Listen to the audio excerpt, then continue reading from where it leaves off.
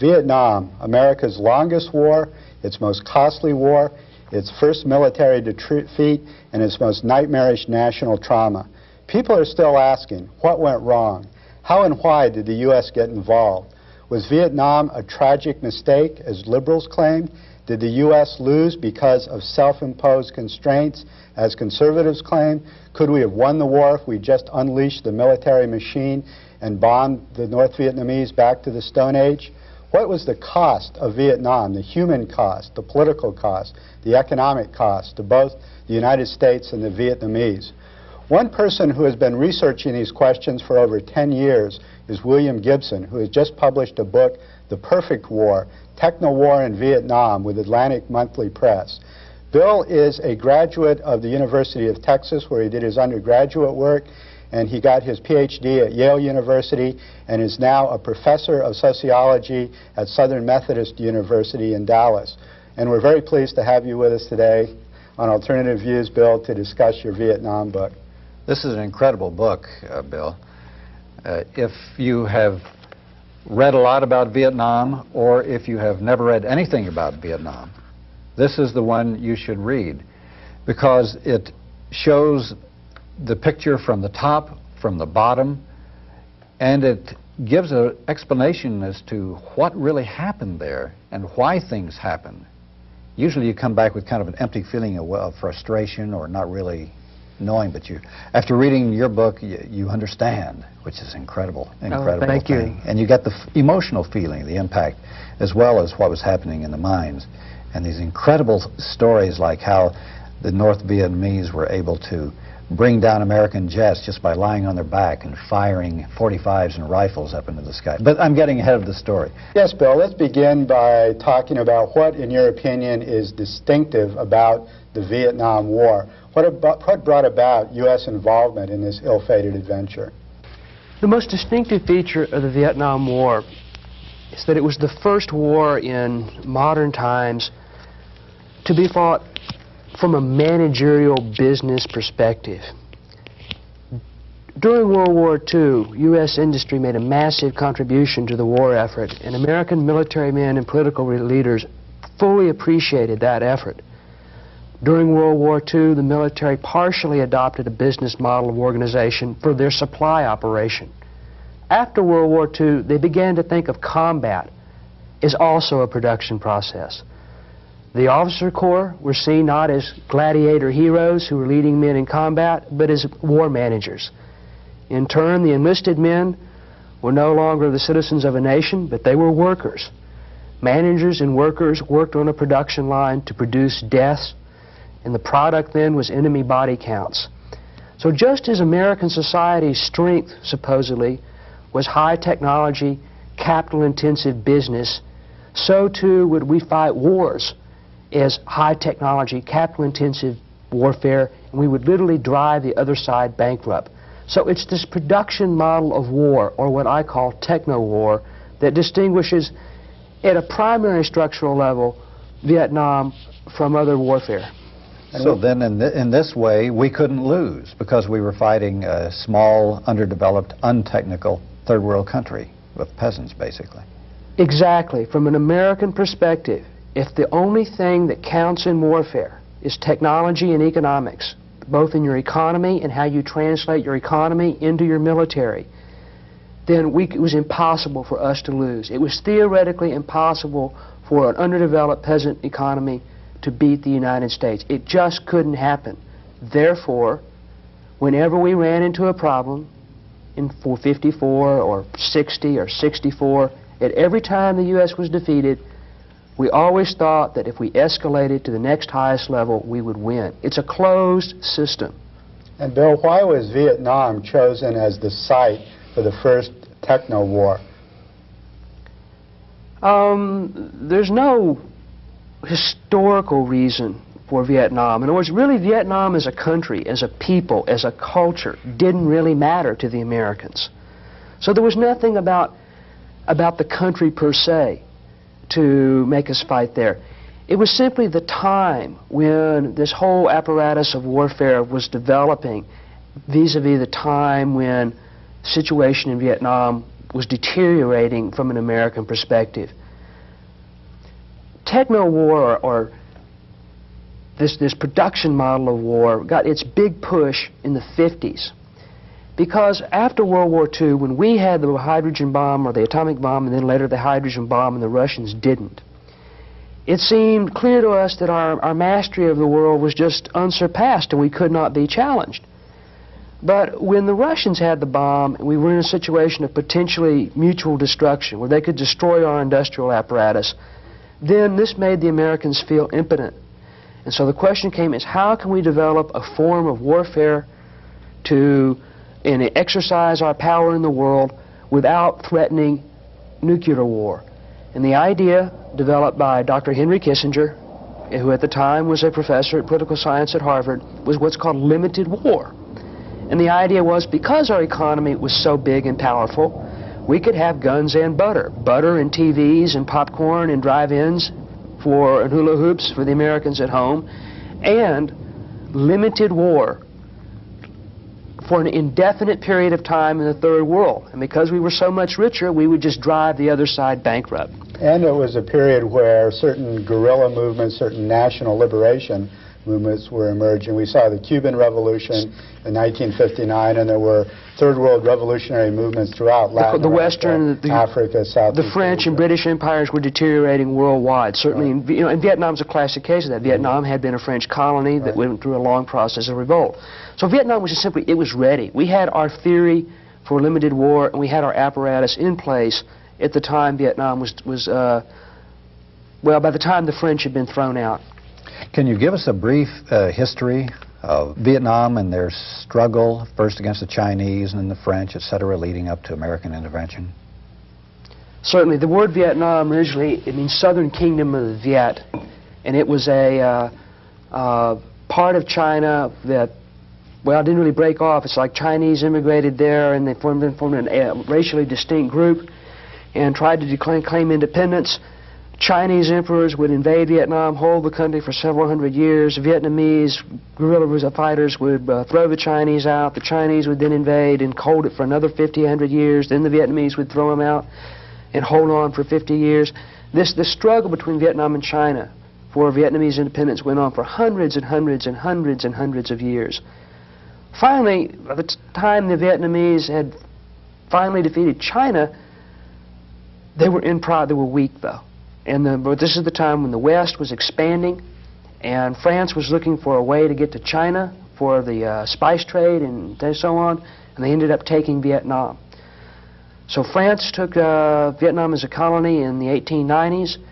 Vietnamese fought off and on against the French from the 1890s on up. Oh, they just kept on fighting. But then in World War II, the communists, especially headed by Ho Chi Minh and Vo Nguyen Giap and Lê Đức Thọ, organized better. They fought against the Japanese, and then after declared their independence in '45, and ironically, American intelligence operatives supported that effort extensively. And Ho Chi Minh, as I understand it, looked at that time to the United States as a model to develop his country, not to the Soviet Union. His position was that he had paid off whatever he felt he ideologically owed to the Soviet Union, and that he was a free agent, he was not getting any assistance, and that the America, with the Declaration of Independence and with its stated anti-imperialist policy, was a far better possible ally. And it was a model of democracy for him, too, and at that time he was a nationalist and a Democrat to some extent. Certainly a nationalist. How much a Democrat? I wouldn't. He was pretty much. He at least paid lip service to the democratic values and the anti-imperialist. But certainly a nationalist. Yeah. Well, then the Vietnamese defeated the French in '54 after 8 years of extensive warfare, extensive guerrilla warfare. And it's important for us to understand the war in Vietnam was one country. It had been tentatively divided into 3 administrative zones by the French, but warfare was going on all 3. When the war ended in '54, the country looked like a checkerboard. Some French in the north, some Vietnamese or Viet Minh in the north. Some French cities held in the south, other areas held by the Vietnamese communists. North and South Vietnam didn't exist. It was only a checkerboard. But then, at the Geneva peace talks in 1954, there was a land swap. Vietnamese forces moved north, French consolidated their forces in the south. a line was drawn, a provisional administrative boundary, not a national boundary, not a political boundary, an administrative zone boundary. And the idea was the country would be divided for 2 years and there would be international elections in '56. There were no such elections. The United States moved in. But what's important to understand, this idea of North Vietnam as a separate country that invaded South Vietnam is wrong. There was no North and South Vietnam as two separate countries. That was it was a checkerboard at the end of '54 that got changed. And what happened in the South to begin the resistance struggle? In '54, the Viet Cong in the South were told to put down their guns and that they were going to engage in political struggle for 2 years in preparation for the '56 elections. That became extremely dangerous. Diem, the man the Americans put in power, immediately went after and hunted down most of the communists, leftists, Democrats, nationalists. In other words, Diem and his family ruled Vietnam pretty much as a dictatorship. And finally, by the late '50s, the local communist and guerrilla and socialist and democratic apparatus was taking casualties so badly that they had to renew the armed struggle to survive. And so simply then the southern cadres put pressure on the North, on the Communist Party, to reopen the military front and have a joint political and military strategy as opposed to simply trying to wait for international intervention or by the United Nations or something. So that's the origin of resistance. And what was the U.S. response to this then? Well, the response was quite simple. This is when the Green Berets, who had originally been formed to parachute into Eastern Europe to organize guerrilla movements in Eastern Europe, got reformulated as counterinsurgency experts, and they were sent to Vietnam by President Kennedy in 1960. There was also a massive increase in CIA operations. The whole idea of covert warfare, remember, in counterinsurgency warfare, remember we had failed at the Bay of Pigs in 1961? Mm-hmm. And so the idea was that we must become experts at fighting these wars of national liberation, and that we must have new warrior technicians who could intervene in underdeveloped countries and fix things. And the Green Berets were one branch as fix-it men, CIA operatives were another, various logistics people, economists were others. Mm-hmm. We should remember, let's understand the class structure of Vietnam. It's a poor rural society. Most of the people are landless peasants or own very small plots of land. They're under subsistence agriculture, where a large part of their crop goes to the landlord. A small landowning class, most peasants are Buddhist with practiced elements of Confucianism as well. A small landowning class, many of them refugees from the north, many of them Catholic, controls the nation's wealth. So Diem and the government, Diem, uses then the army as a mechanism to collect rents. And during the first war against the French, the Viet Cong had redistributed the land to the peasantry. So when Diem came to power in '54 with the army and acted as agents of the landlord to collect years of back rent, essentially the internal class polarization increased one more time. And drove people of the Viet Cong into revolutionary perspective. Exactly. And then Diem had to use more and more repression as a result of the dissatisfaction of the... And the repression in turn meant that in essence that the Viet Cong or communist forces felt like they had to resort to armed struggle again. So this is why you made your statement in your book that Diem had an army, but he was not a government. That's right. No, there was no effective administration other than military administration. Diem eventually replaced all forms of village council, all forms of intermediary powers that had any linkage to below were destroyed. Instead, all loyalty was from the top down. Yet the American escalation didn't really dramatically accelerate until after Diem's assassination. What brought about this dramatic acceleration and what you call techno-war to Vietnam? When Diem was gone, all the other Vietnamese generals began a power struggle among themselves. Consequently, whatever government repressive apparatus Diem had collapsed. Desertions increased radically. Defections to Viet Cong units became stronger and stronger. By '64, American policymakers feared that there would be a provisional revolutionary government, an open provisional revolutionary government in much of the countryside, which we had lost. Remember, let's get straight. U.S. forces lost, or the French lost in '45. We lost again in '54. We lost again in '63, '64. We escalate. The United States escalates in the face of defeat, not in the face of victory. Right. So, massive defeat in '63 and '64 brought in then the need for U.S. ground troops and sustained bombing of the North in order to try to salvage the situation. Why couldn't the U.S. accept a defeat in this small corner of the world? The United States has been unwilling to deal with communism as a political, social, and economic movement. Instead, it gets seen that we as Americans are the natural beings of the world, and that capitalism is the natural economic order, and that our system is simply the essence of human goodness and the essence of nature. Therefore, something very, very different from us is not another society with whom one compares differences and makes treaties with and so on and so forth, but instead is an alien presence. If we're nature, they're anti-nature, or what I call the foreign other. During World War II, the Soviet Union did take over, right after World War II, did invade and take over Eastern Europe. The Red Army did, and you had to hold it as a buffer zone, and they did install puppet dictatorships there. This became the model for all American views of communist and socialist of any kind. Americans did not understand internal revolution. They did not understand the Chinese Revolution in the 40s, that there were like millions upon millions of poor peasants who wanted land to survive, and that Mao Zedong and the Communist Party offered them land and survival, whereas Chiang Kai-shek was a warlord who offered them nothing. So, unable to see internal struggles for socialism or communism, or unable to see even internal struggles for national independence against colonialism, the world gets divided into them and us. And we're the good guys and they're the bad guys. They are the foreign other. They're trying to move in. So all forms of communism movements get seen in that light. So in this sense then, any particular movement in the world is not just a particular movement in a dirt-poor country. I mean, let's remember how dirt-poor Vietnam is then. And we had very little investment there. Instead, any movement is a sign of the global movement. A victory, by the Soviet Union. A few poor peasants win in Vietnam.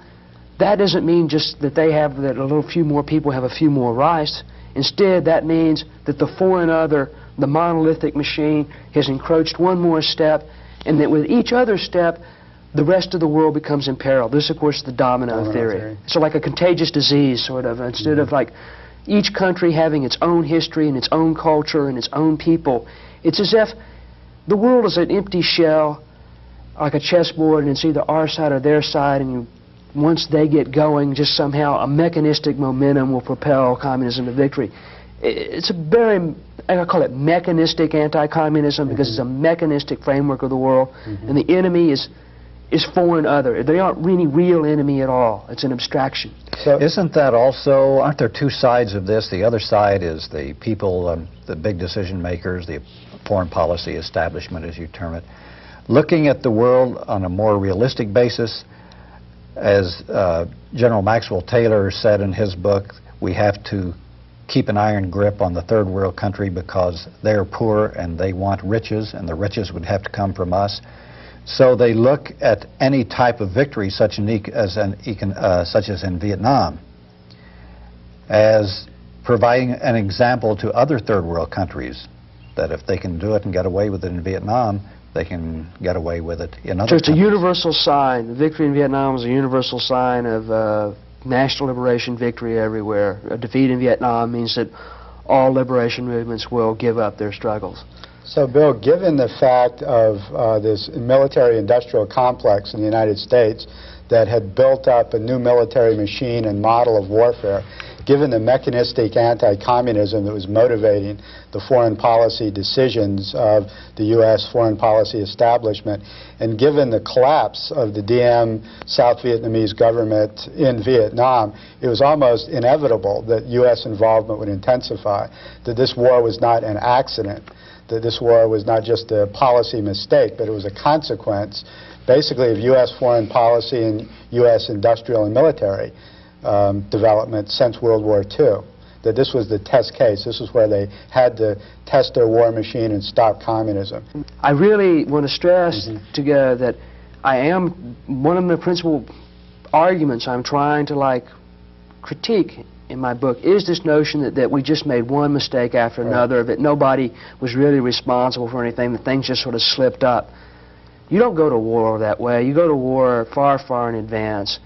In '64, when Johnson was making announcements about the Gulf of Tonkin and just sort of like how it was a surprise attack, which it wasn't, and in early '65, when they were making announcements to the American public that maybe we'd send a few thousand more troops to Vietnam, they fully expected to send 200,000 people by the end of '65, another 100,000 by '66, and another 100,000 by '67.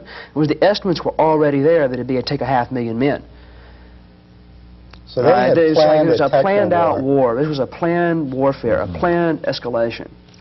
Well, let's talk about the war itself and see how this techno-war actually worked out itself in the ground and in the air. The use of helicopters, the helicopter war, and the search and destroy. Can you describe these and how they worked in the... Well, let me quote a very famous general, Julian Ewell. Generals write books. They're kind of like academicians. They need to write to publish in order to get further promoted up the hierarchy. We normally don't believe that, or think that way, but it's true. And to justify their actions. And just to justify their actions.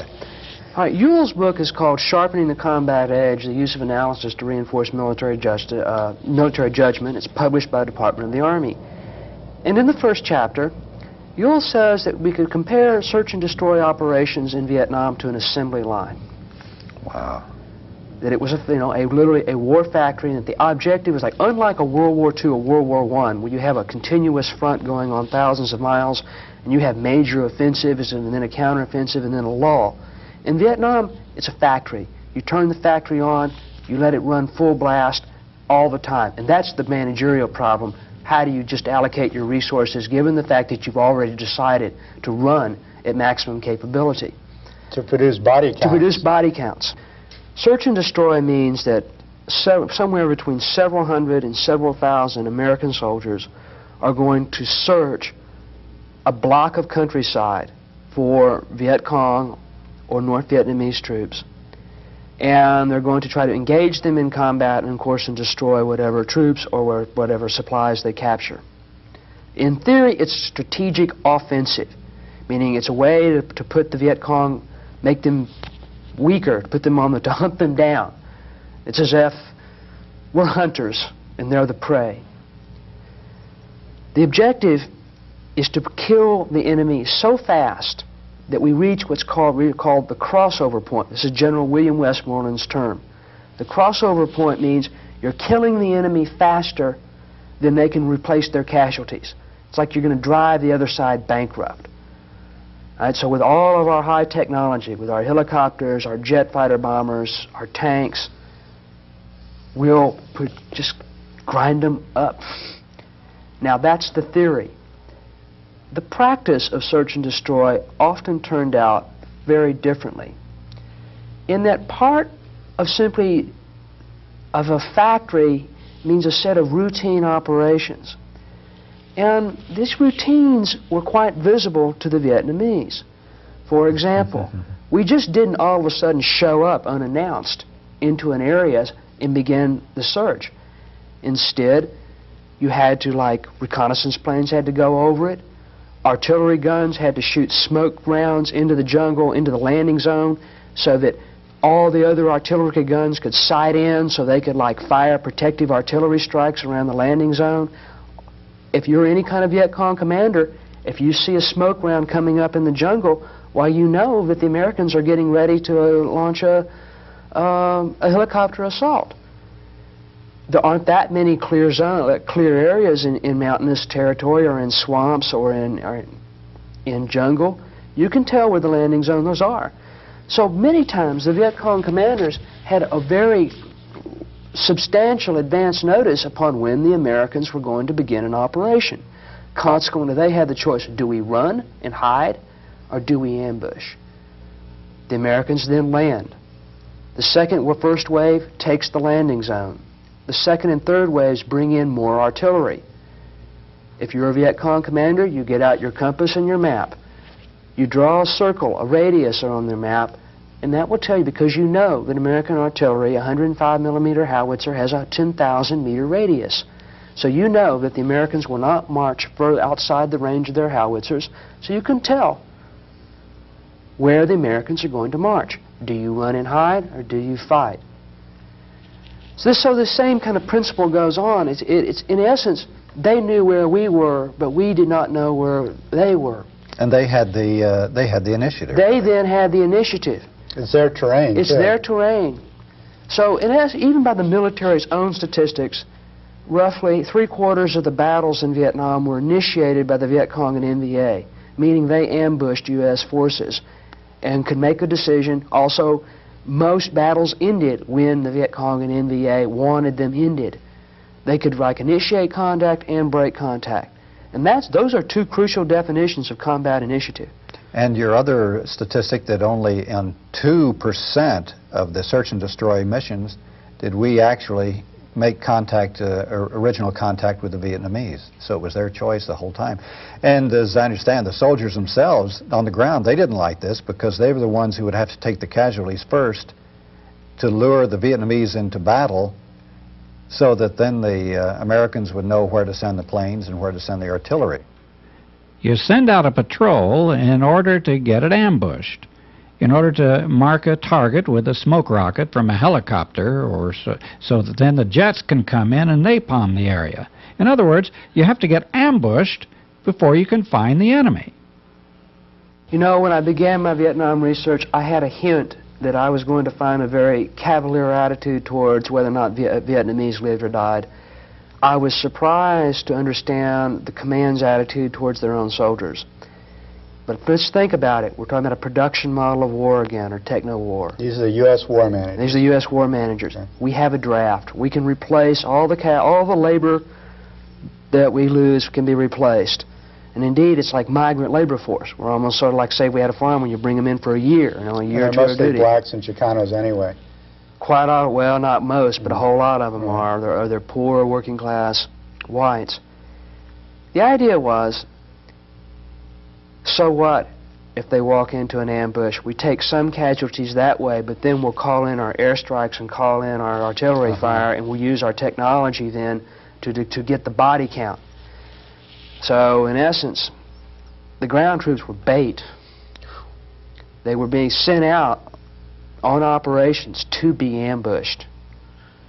And that's not a good way to survive in warfare. Night movement. That was suicide.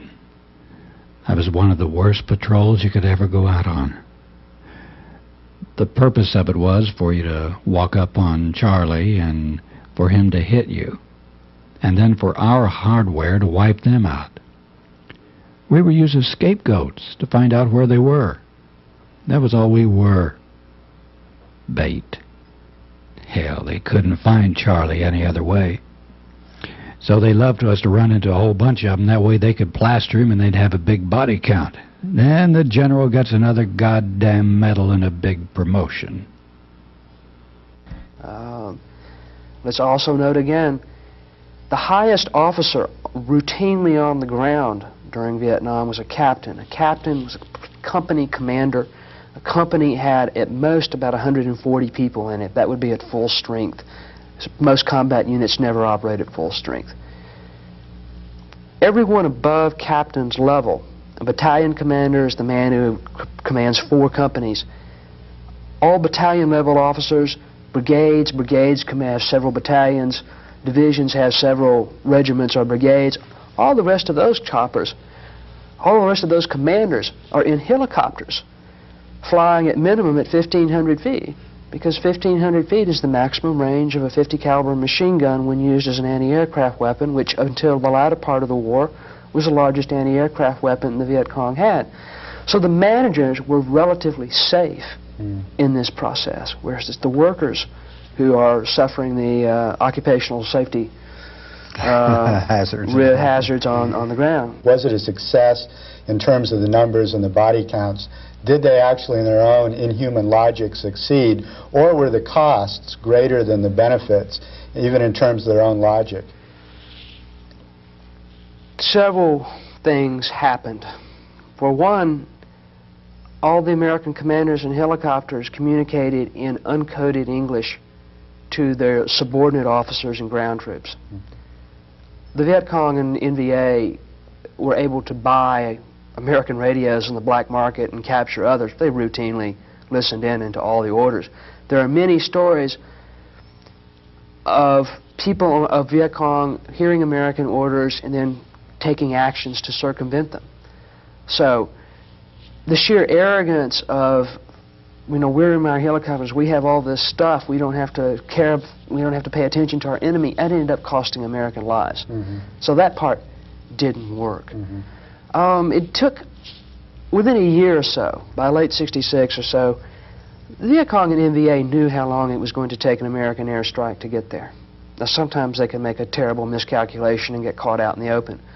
But an astute enemy commander could make a reasonable judgment on how long he could stay in combat before he had to run like hell, because the F-4s or the Hueys or the gunships were coming after him. So a lot of times ambushes would be quite brief and the enemy would break off contact. Well, we've mentioned body count a couple of times. Let's get into that and the whole framework of corruption and lies and cover-ups that occurred in the U.S. It's simple from what we've followed so far. If the success in war is purely an enemy body count, yes, because we're trying to drive the other side bankrupt, and let's presume that, oh, you and Doug are, I'm a general, and that, like, your lieutenants are captains, right? Maybe you're a company commander somewhere. You're under pressure. I'm under pressure to produce a body count. And as a colonel, let's say I'm a colonel battalion commander, if I don't meet my quota, my career is over with. I'll be relieved of command, and if you're relieved of combat command, then your ticket up the hierarchy is gone. So I'm going to squeeze you. And in fact, in some units, kind of where the informal rule was, if you don't meet your body count quota, then we're going to, like, you're not coming in off the field. We'll just leave you. I'll bring you some more ammo, some more food, some more water, but don't expect, you know, you've got to, like, produce the goods. I knew if I came back without a body count or at least a prisoner, I'd get my ass chewed. So I kept the patrol out. Well, I talked to to many soldiers who were wounded, the ones I saw in Japan, and they told me that some units were given a quota for the week, and if they didn't get it, they were just sent right back out again. All right, you're under pressure. You're under severe, severe pressure. So what do? Well, you can do several things. One, you can just invent a body count. You can just out of the thin air and just like, say, call up and have tell everyone in your unit, tell your entire class there at UT to fire off their M16 for a minute, called a mad minute, and call up on the radio and report that you have a body count of 30 or a body count of 5 or something like that. Or say you get ambushed, Frank, and your whole company gets ambushed, and you call in an airstrike and you call in an artillery strike, and there's an armored unit nearby, and you actually have an engagement and you find some enemy bodies. Well, what are you going to do? Well, if you found 10 bodies and you've got 3 different units, artillery, air, and infantry involved, who's going to get the credit? What if you don't give credit to the artillery? What do you think might happen then? What if you say you fired but you missed? Does that sound like a wise policy to you? The artillery commander isn't going to give you any support the next time He might be around. kind of slow next time around. Or those F-4 pilots might have to have, they might get a little slow too. It's in your interest to reward everyone. And since everyone is under the same system, everyone needs body counts, why sure, we give you 50 Air Force, we give you 50 gunships, we give you 50 artillery, and we on the ground, well, I've got 5 bodies and I've got 5 rifles, we'll count each rifle as a 5 persons killed, so that gives us 25. And while we were out stumbling around, we found 10 enemy grenades. I beg your pardon, 10 graves. We'll count them too. And body parts. In body parts, say we find an arm or a leg, and say because sometimes really when the airstrikes did hit, you can't blow people to smithereens. Unlike the war movie where everyone has a nice discreet death, in a real war, it's quite gruesome. There are stories of where people from different units had to fight over arms and legs to determine who was going to get the kill count for their unit. And of course it got even more pernicious because they would slaughter Vietnamese civilians and include them, I mean children, women, old people, include them as part of the body count as well. Well, we should get clear on that. In some areas of the war where U.S. forces were fighting uniformed North Vietnamese troops, there weren't too many civilian casualties. But a whole lot of Vietnam battles occurred way inside the country where there were Viet Cong, and Viet Cong and the villagers were very much the same people. Well, now on search and destroy missions, they told us to kill everything that moves. So we killed everybody.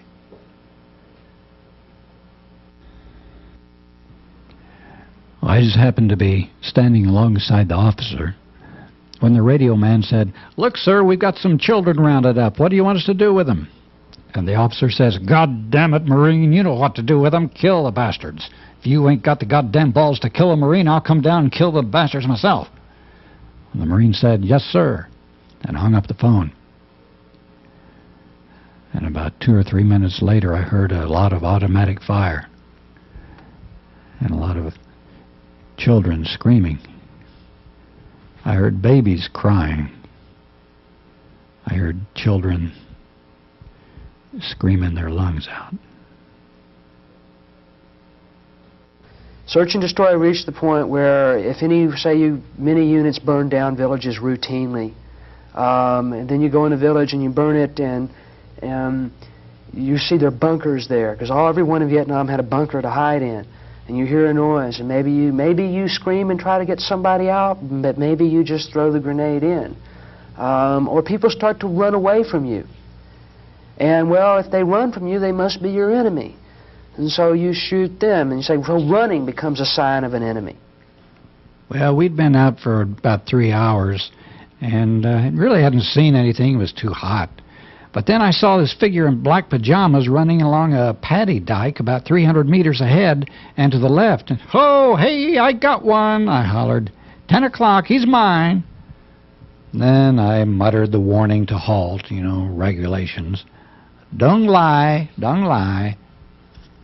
So I dropped to one knee, squeezed the trigger. Crack! The figure in black went flying like a piece of paper in a gust of wind. "Ho, we got some," Morgan shouted. "Nice shot, baby, nice shot," said Newcomb. When we reached the body, I nudged the corpse face up with my boot. It was a woman, about 55 to 60. And Wally says, "Stupid gook, what'd she run for?" We were in a free fire zone, and we saw a woman and a child running across, and the captain says, "Well, they're running." Well, in a free fire zone, if they're running, they're wrong. They're the enemy. So we shot them. The whole squad opened up on them. The next morning we went out, and we could see the cap of a child that was bloodied, and you could see where the mother had dragged the child away. Troops they're afraid, they're trying to survive, they're in a desperate situation, they're under a high pressure to produce a body count. So yes, we got into sustained slaughter of Vietnamese villagers. You go through and you look at a man's hands, and if he's a true farmer, he has calluses, and if he's a guerrilla who's only a fake farmer, he doesn't. So you go and you look at the hands, and if he doesn't have enough calluses, then you haul him away and you send him to an interrogation center. Or you look at the ankles. If a man is a gorilla, he must be running out there in the jungle getting his ankles all scratched up, where if he's a farmer, he wouldn't have so many scratches. So people would go, American soldiers would go around and look at the ankles. Or if he's a gorilla, if you're a farmer by day and a fighter by night, you must not be getting much sleep. So you've got to have circles under your eyes. So U.S. soldiers would go in and look into the eyes of the Vietnamese and try to decide how many bags they had, and then if you have too many bags, you get hauled off. It was not our country. It was not our culture. We did not speak the language. And by the American way of looking at war, language, culture, history, class structure, these matters didn't matter. What mattered is we had the hardware and they didn't. Well, as the pilot of a helicopter gunship, we had a rule about the use of evasive action. Anyone taking evasive action could be fired upon. They never explained why, or even what it was. But anyway, there was one incident I recall where we flew over a large rice paddy, and there were some people down there working in the rice paddy, maybe a dozen or 15 individuals, and we passed over their heads. Well, they didn't take any action, but we could tell they were nervous. But they didn't try to hide or anything. So we hovered just a few feet off the ground among them with our 2 helicopters, and we turned on our police sirens. And boy, when they heard the police sirens, they started to disperse. And so we opened up on them, just shot them all down. Well, it was 6:30 in the evening, and still daylight, and they said there was some VC out there, and they called on us. So we fired out there and killed off 7 of them. Well, the word comes back to us that we killed 7 rice farmers carrying their hoes. They're trying to make it back to the village. You see, we'd set up this curfew, 6 p.m. to 6 a.m., and so it was up to them to be out of there by that time. But hell, they didn't carry any wristwatches. They didn't have any idea what time it was. So, yes, people got hauled away for interrogation and never came back. Yes, many villages were burned to the ground and blown up. And yes, many Vietnamese, men, women, children, chickens, water buffalo, pigs, piglets, often were killed. Oftentimes when you went into a village, the stories are you shot everything. And burned the crops. And burned the crops. And that was... houses. And their houses. And their houses. Boy, you know, if the people don't treat you right when you walk through that village, you can give them hell. Yeah, they give you that snotty look they can do. You know, they won't say nothing to you. And we expected them to run out and welcome us like that World War II type of stuff. You know, hey, hey, GI, hey.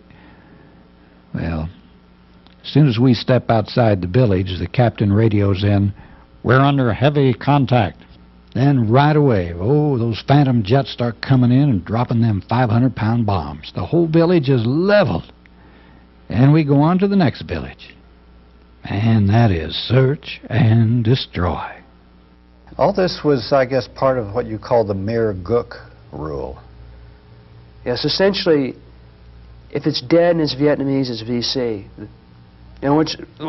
What it is armies have documents called rules of engagements that are supposed to specify when you can open up fire and when you can't. On civilians. Or on anyone. Right. But they weren't used much at all. Mm. Instead, other kind of rules happen. Like I said, if they run, they're an enemy. Mm-hmm. Or if they have black pajamas, that was one rule. Some units thought that any Vietnamese wearing black garb was the enemy. Of course, all peasants that wore that as their national dress. So there and all kinds of these fake rules that supposedly distinguish friend from foe. Mm-hmm. But all these rules were wrong in that we just didn't know the culture. They were kind of like fabrications that Americans invented to try to make themselves feel legitimate about who got shot.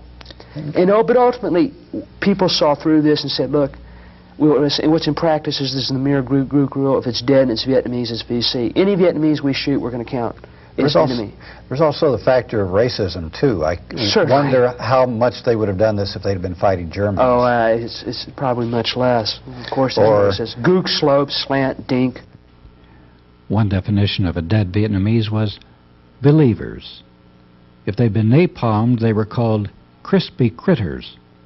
And a one-liner went, "When we killed a pregnant woman, we counted as 2 VC. 1 soldier and 1 cadet. Now what you do is you load all the friendly Vietnamese onto ships and take them out to the South China Sea. And then you bomb the country flat. Then you sink the ships. I'd like to burn the whole country down and then start again with Americans. Bomb the schools and churches, bomb the rice fields too. Show the children in the courtyards just what napalm can do. Strafe the town and kill the people, drop napalm in the square. Get out early every Sunday and catch 'em at their morning prayer. Throw candy to the Arvin, gather them all around. Take your 20mm cannon and mow the bastards down. Yeah, and this also tapped a certain sadism, not only in soldiers in the field, but also intelligence people. There were people who would, collect ears and fingers and even heads, and even intelligence people would admit that they really got off to beating up the people they were interrogating. It gave them a nice buzz, a thrill to do it. When you go through soldiers' novels and memoirs, many have made valiant efforts to try to talk about the perverse eroticism of warfare. Sadism, clearly a very strong sadist dimensions, a lot of rape in the field, as well as killing, or a lot of rapes followed by killings and mutilations. Well, maybe 4 or 5 of us, we'd go into the village and take a girl and bring her out into the jungle. We'd tell her to lie on the ground and don't scream, otherwise we'd kill her immediately. And then, how many of her guys there were, well, they did what they want to with her. If the guys were in a good mood, they'd let her go. If they weren't, they'd kill her. Well, the girls were unconscious after they'd been repeatedly raped. And then after they got through raping them, 3 of the GIs took hand flares and they shoved them in the girls' vaginas. The girls were bleeding from their mouths and noses and faces and vaginas. Then the GIs lighted the exterior portion of the flares, and they exploded inside the girls. Their stomachs just exploded.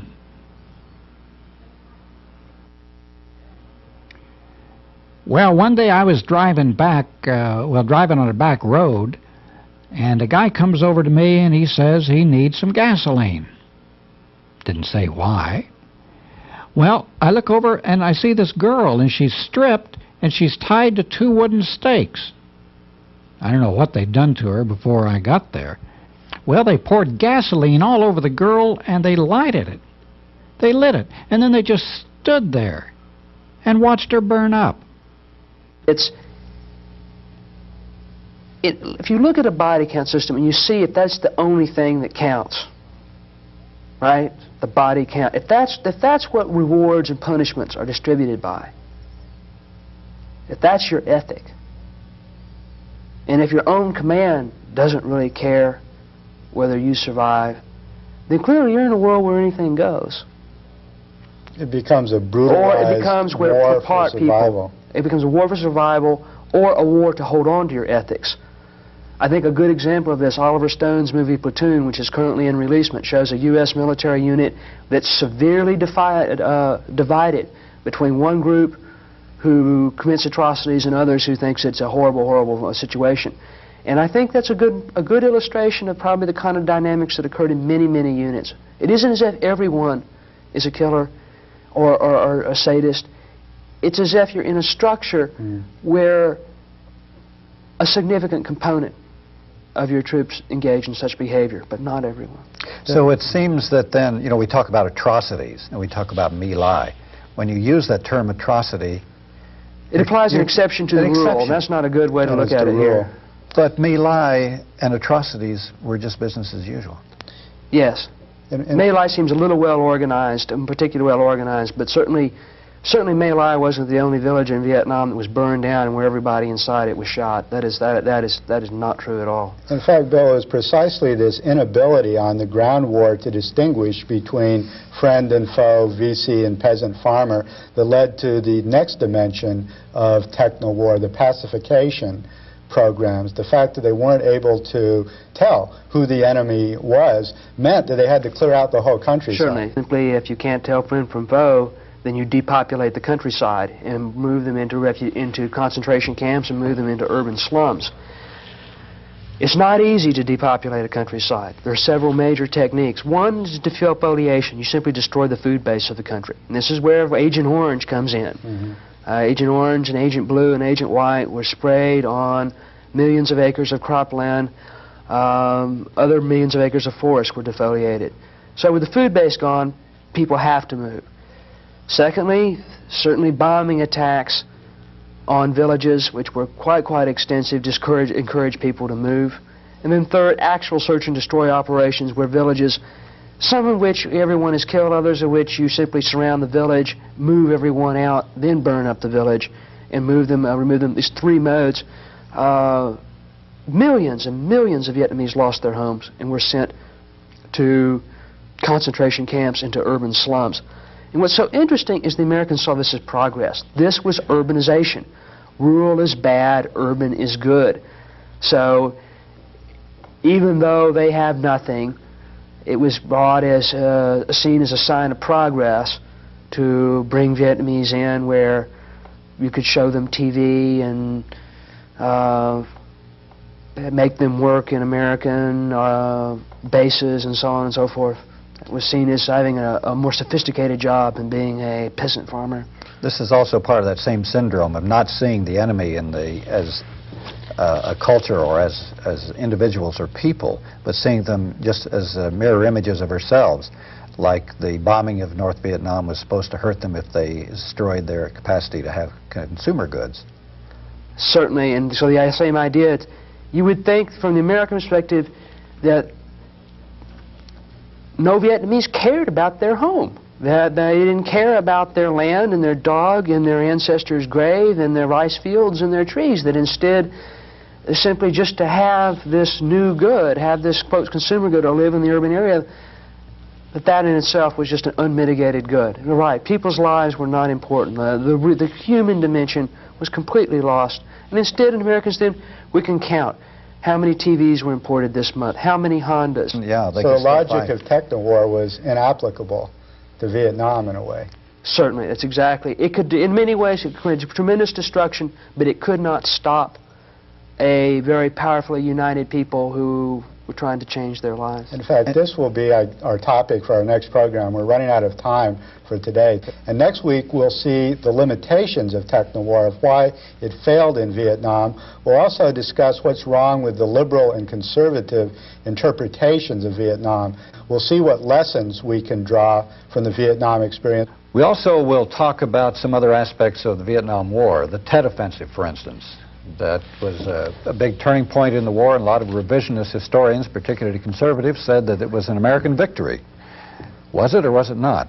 We'll also talk about this fascinating phenomenon in which the American Army pretty much refused to fight, or many elements in it did.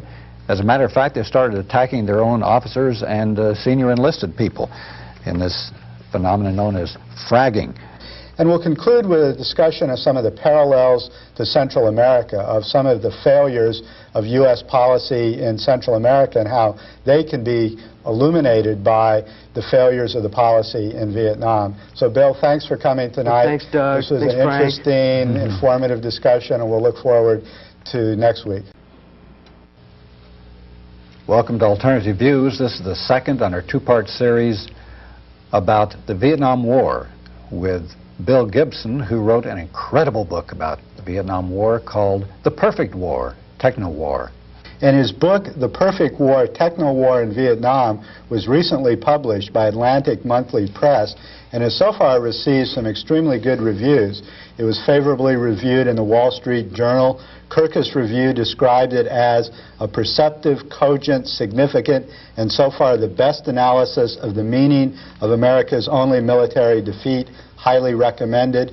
Gloria Emerson, in a review, described the book as, although many valuable books on the war exist as records of pain and endurance, there is no work that achieves what this does. Because he might just save us from our most comfortable lies and sad delusions, William Gibson should be honored. And John Stockwell describes this book as, in all of my research on the subject, I have found nothing to compare with Dr. Gibson's Perfect War for invaluable insights into U.S. methodology and its hideous results in the war. Tonight we're going to talk about the things we didn't cover. We're going to talk about Tet, the importance of that, the Tet Offensive. We're going to talk about how the United States Army, a lot of them didn't, they decided they weren't going to fight that war anymore. We're going to have an evaluation of the Vietnam War. How did people look at it from various aspects? And we'll also take a final look at, have we learned our lessons, or are we still fighting techno-war in Central America, or at least planning to? What is your interpretation of techno-war? How do we get involved in Vietnam? Techno-war means you fight war as a production process. The military became deeply impressed with big business's contributions in World War II. After World War II, the military then decided that not only would the supply operations be organized along corporate lines, but that actual conduct of warfare would be organized along corporate lines. The officer corps were the managers, the enlisted men were the workers. The product was enemy body count. Just as American business prided itself on high technology, capital-intensive production systems, so too would our military have high technology, capital-intensive warfare to outproduce. We would kill more of them than they would of us. That's techno-war. Why was it applied in Vietnam? Because after World War, in the 50s, the Soviets had the atomic bomb. They could then destroy our economy, or the base of our power, if we intervened militarily in the world with too much force. The object then was to fight limited war for indefinitely in the Third World. We would just send our production system over there and drive the other side bankrupt. Why Vietnam? Americans saw communism not as another type of social organization, as another culture, as another political system, but instead they saw Americans as the good, the natural, the godlike, and the communism was a foreign other, an alien kind of being. The world was divided into simply two types of people, communist and non-communist, and therefore it was like debit or credit, their side or our side.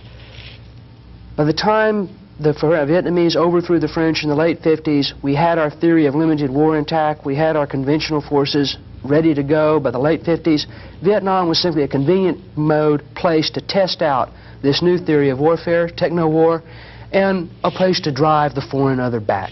In fact, you pointed out something fascinating in your book about how a major part of U.S. support at a certain part of the war was to win the hearts and the minds of the Vietnamese through importing U.S. commodities to them. Yes. And the U.S. government actually put up the money to import these commodities and created the whole infrastructure for it. And rather than winning the hearts and minds of the overwhelming majority of the Vietnamese people, it just created more corruption and inequality. Do you want to talk about that aspect of U.S. policy? It's just hard for us to realize how much money was poured into that country in so many ways. If you were a high Vietnamese general or colonel in the South Vietnamese government, army positions were like business positions. In other words, most American aid was for sale on the international market by the time it arrived. The level of theft is unbelievably high, and the only reason, it's like rather than try to control the theft, the American government essentially made the decision, look, theft by the officer corps is the price we have to pay for continuing the war. So therefore, in order that something reaches the Vietnamese people, we'll just send more and more and more. And there was an element of truth in that, but also the greater truth was that simply corruption became compounded and the riches became greater. We're talking about millions and millions upon hundreds of millions of dollars made, or even currency manipulation. Currency fraud was endemic. If you knew how to play the game, you could get rich simply by exchanging your money from dollars to piastres to military script and back again. You know, just nothing, just by playing with the rules a little bit. So, but it didn't It created massive inflation. It meant that life for most people got worse. What were your jobs available while a few people on top were able to make money off this stealing the American aid? On the bottom, what were your jobs open for you? Well, you could work for the Americans. You could work on their base. You could be an interpreter, maybe if you had minimal language skills. These are all if you're a man. If you're a woman, the estimates are that there were like 500,000 Vietnamese women engaged in some kind of commercial sex. Prostitution, massage parlors, however you want to call it, hooch girls. It's a whole multi-levered sexual marketplace. Drugs is another major business factor. Huge heroin importation coming from all places, coming from Laos. And the CIA was running a war in Laos with the Hills people and with the Laotian government. In order to buy the leaders of the Hills people and buy the Laotian government, they had to acquiesce to the heroin trade. Tons of heroin were brought in on Air America planes and Vietnamese Air Force planes, were refined in Bangkok and other places and sold to U.S. soldiers in Vietnam. South Vietnamese civil and military leadership was also heavily involved in the narcotics business. General and subsequent President of the Republic of Vietnam, Nguyen Van Thieu, ran one major operation, while Nguyen Cao Ky, at times Air Marshal, Premier, and Vice President, ran another. For orphans, what could you do? Shoe shine business wasn't something kids had to make money on the side. Shining shoes was life or death issue. Going through garbage dumps. You know, a very dismal life in this new urban Vietnam, not a consumer paradise. And then the other hand, you had the black market, where, as you say in your book, you could buy anything. You could even buy tanks, armored personnel carriers, and of course the Viet Cong were tapping into this. Vietnam could equip themselves whenever they needed American goods. They could equip themselves without any problem, yeah. The other aspect of U.S. policy was air war. Part of your most brilliant chapters and descriptions in your book are of the magnitude and nature of the air war in Vietnam that was mainly, I guess, directed against North Vietnam. Do you want to discuss some elements of air war? If war is a factory, then clearly when you look at air war, we've got the biggest factory and they have nothing. By American reasoning, the North Vietnamese should have given up the day the first bombs dropped on North Vietnam because they had such a small industrial apparatus, such a small number of bridges and things that you would think they would have just given up. But they didn't. They were willing to sacrifice their industrial apparatus. They were willing to absorb massive casualties. And indeed, contrary to American mythology, where the Viet Cong were simply being totally supported from the North, roughly 80% of the supplies the Viet Cong used, and even the 80% of the supplies the NVA used, were raised in the South. A small number of supplies were sent south. It couldn't be stopped. No matter how hard the U.S. bombed, no matter how much it escalated its campaigns, no matter even after they closed the ports at Haiphong and started systematically bombing the railroad lines between China and Vietnam, it couldn't stop it. The number of supplies wasn't that great. On the other hand, the air war did mobilize the North Vietnamese people to a considerable degree. Everyone had a job of one kind or another, either repairing the railroads, repairing the roads, or taking over industry, or working in agriculture. So it mobilized and consolidated that society to carry on, much like the Nazi attack on Great Britain consolidated British morale in World War II. But on the other hand, people used to say, well, we ought to bomb them back to the Stone Age, and we just practically did, didn't we? Most people don't recognize that the United States Air Force and Navy dropped between 8 million and 15 million tons of bombs and rockets on Southeast Asia. In all of World War II, the United States dropped 2.1 million tons. So the minimum estimate then is about 4 times greater than World War II, and it goes up to almost 8 times greater than World War II. In Westmoreland's 1967 report, he has a target category summary. And the largest category in there after vehicles is buildings. When you listen to the reports of foreign observers on the ground, what they report is just about any modern stone or brick structure over over one story was hit. Because those were the only things that looked like targets. And in essence, a lot of those were churches, a lot of them were hospitals, a lot of them were schools. Yes, North Vietnam was bombed back to the Stone Age. There's no doubt about that. But because they were not fighting a techno-war, that they it were did still cripple them. Now, we saw in the previous program where this production and assembly line type of attitude resulted in the demand for body count for the land troops. In the air war, they also had production quotas, did they not? And the organization of this was, the unit of measurement is called a sortie. That's one flight by one airplane. And Air Force squadrons, wings, Air Force, whole large units have rates of production that they are supposed to meet. The Navy and the Air Force and indeed were in competition with each other to see who could, quote, be the most productive. Therefore, the object was to fly as many missions as possible within a finite period of time, like a week or a month or whatever.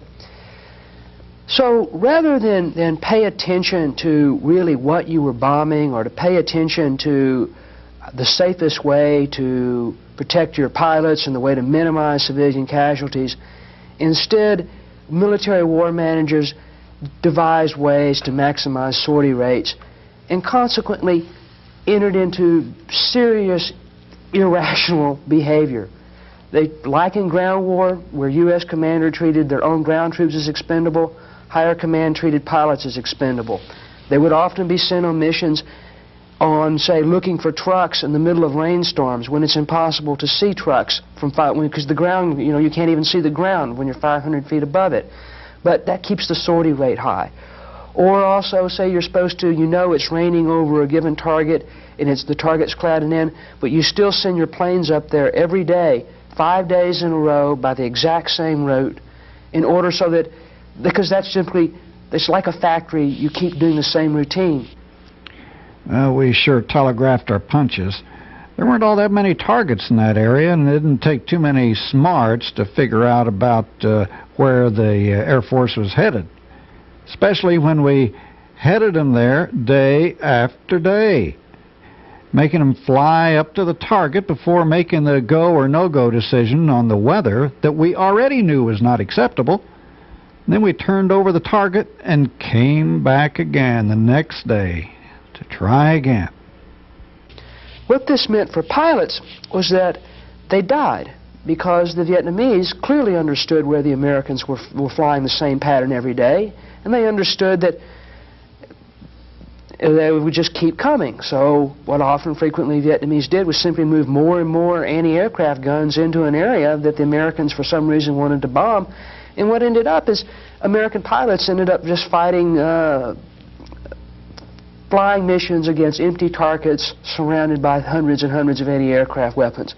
And in this way, by telegraphing our punches, American pilots died. I talked with a couple of nearly apoplectic F-4 pilots at Da Nang who told me they'd gone out recently on a 4-plane mission carrying a very small bomb load. One pilot told me he was gritting his teeth, he was so mad. We risked 8 guys, he said, when we could have hung the whole load on one plane, risking only 2 people, and done the job better. Well, then I asked him, well, why did they send out 4 planes? The pilot said, damned if I know, unless it's just to keep our sortie rate high. But I tell you this, it's a goddamn crime. Well, I heard about this sortie business on aircraft carrier Constellation. The Navy pilots had told me they could do a better job with a few A-6s operating in the safety of darkness than with all those Skyhawks skimming around with light loads in daylight. So while it didn't seem possible, it appeared that the Navy was trying to out-sortie the Air Force, and the Air Force was trying to out-sortie the Navy. And the guys who were flying the sorties took a dim view of it. You had an incredible story in your book about how the North Vietnamese would actually bring down the American jets with handguns and rifles. That almost seems unbelievable to us in a In an advanced, from an American standpoint, it is unbelievable in that you only see advanced technology system like a jet fighter bomber needs another advanced technology like a SAM missile in order to bring it down. And there is some amount of truth in that. But North Vietnam underwent a tremendous social mobilization. Part of that mobilization involved giving almost everyone a gun, either a pistol, a submachine gun, a rifle, or whatever, or light machine guns. The entire society was organized as a giant anti-aircraft system. And for really low level, Vietnamese peasants were under instructions to simply get out in the fields en masse, lie down, and shoot up in the air to try to provide a barrage that would make low altitudes unsafe for American pilots. And it happened. American fighter pilots do report that many planes were shot down at extremely low level by peasants. And what this meant to them, low-level flight became so dangerous they had to move higher up where they could consistently be picked up on radar. In other words, it isn't just that peasants could shoot down planes, it's that they denied an airspace to Americans that made all air operations more hazardous. So social mobilization was able to compensate for technological inferiority. There was another example of this in the Ho Chi Minh Trail when the United States built that incredibly expensive electronic warfare area, which the Vietnamese and the Laotians were able to overcome with very simple tricks. The Joint Chiefs of Staff always wanted to invade North Vietnam and simply take over Hanoi and Haiphong, or have ground troops in Laos. There is a place where between Laos and Thailand, between the South China Sea and Thailand is something like 35 miles, and so wide. So the effort is, the mission was, we'll just form on this magic line and we'll keep the foreign other out, right? We'll stop them at the pass, you know, literally. But since that was seen as too expensive in terms of troop lives, they seeded that area with electronic sensors, listening devices that picked up smell, sensors of various kinds. These devices in turn sent radio signals to circling aircraft. The aircraft in turn sent them to computer banks in Thailand. In Thailand, in turn, organized airstrikes over the trail. But two things happened.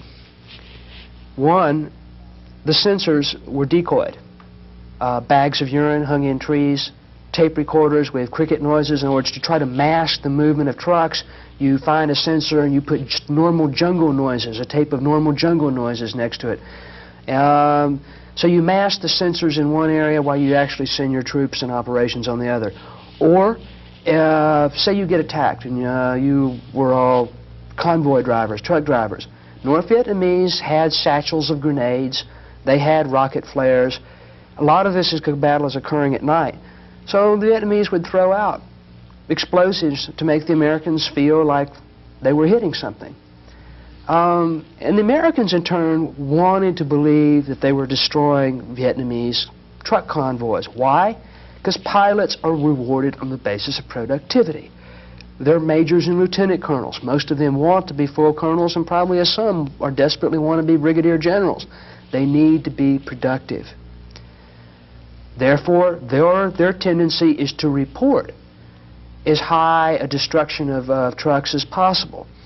And that the big joke eventually became in intelligence was that the next day when reconnaissance flights would fly out along the Ho Chi Minh Trail, they could never find the truck carcasses in anywhere near the numbers that the pilots reported destroyed. So the legend began that deep in the Laotian jungles lived the Great Truck Eater.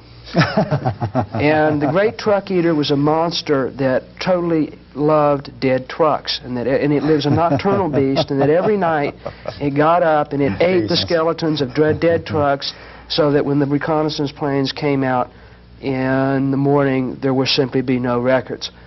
This is not to say thousands of trucks were destroyed, but never to the extent necessary. Remember, relatively few supplies were sent south. By American calculations, something like 12 tons a day was enough to support the war in the South. You can put 12 tons on a semi-tractor truck without any problem and have room to spare. Or even if you multiply it by figure 15 or 20-fold, say so you have 20 tractor-trailer trucks a day on the Ho Chi Minh Trail, or 40 pickups or whatever.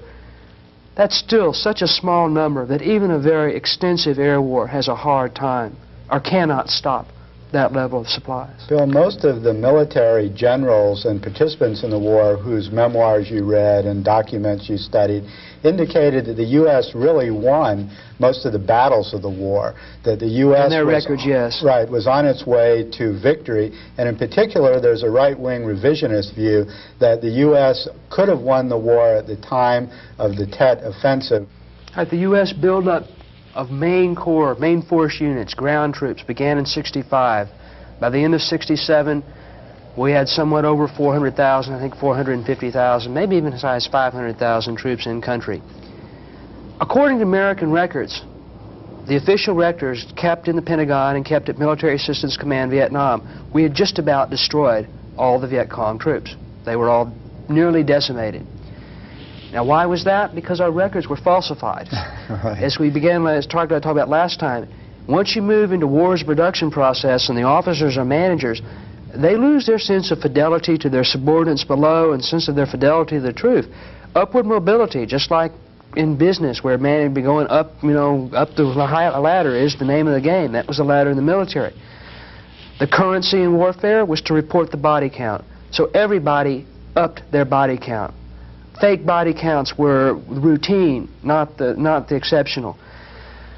And at each level, the body counts kept getting higher and higher. As the reports went up the chain of command, the larger the figures became.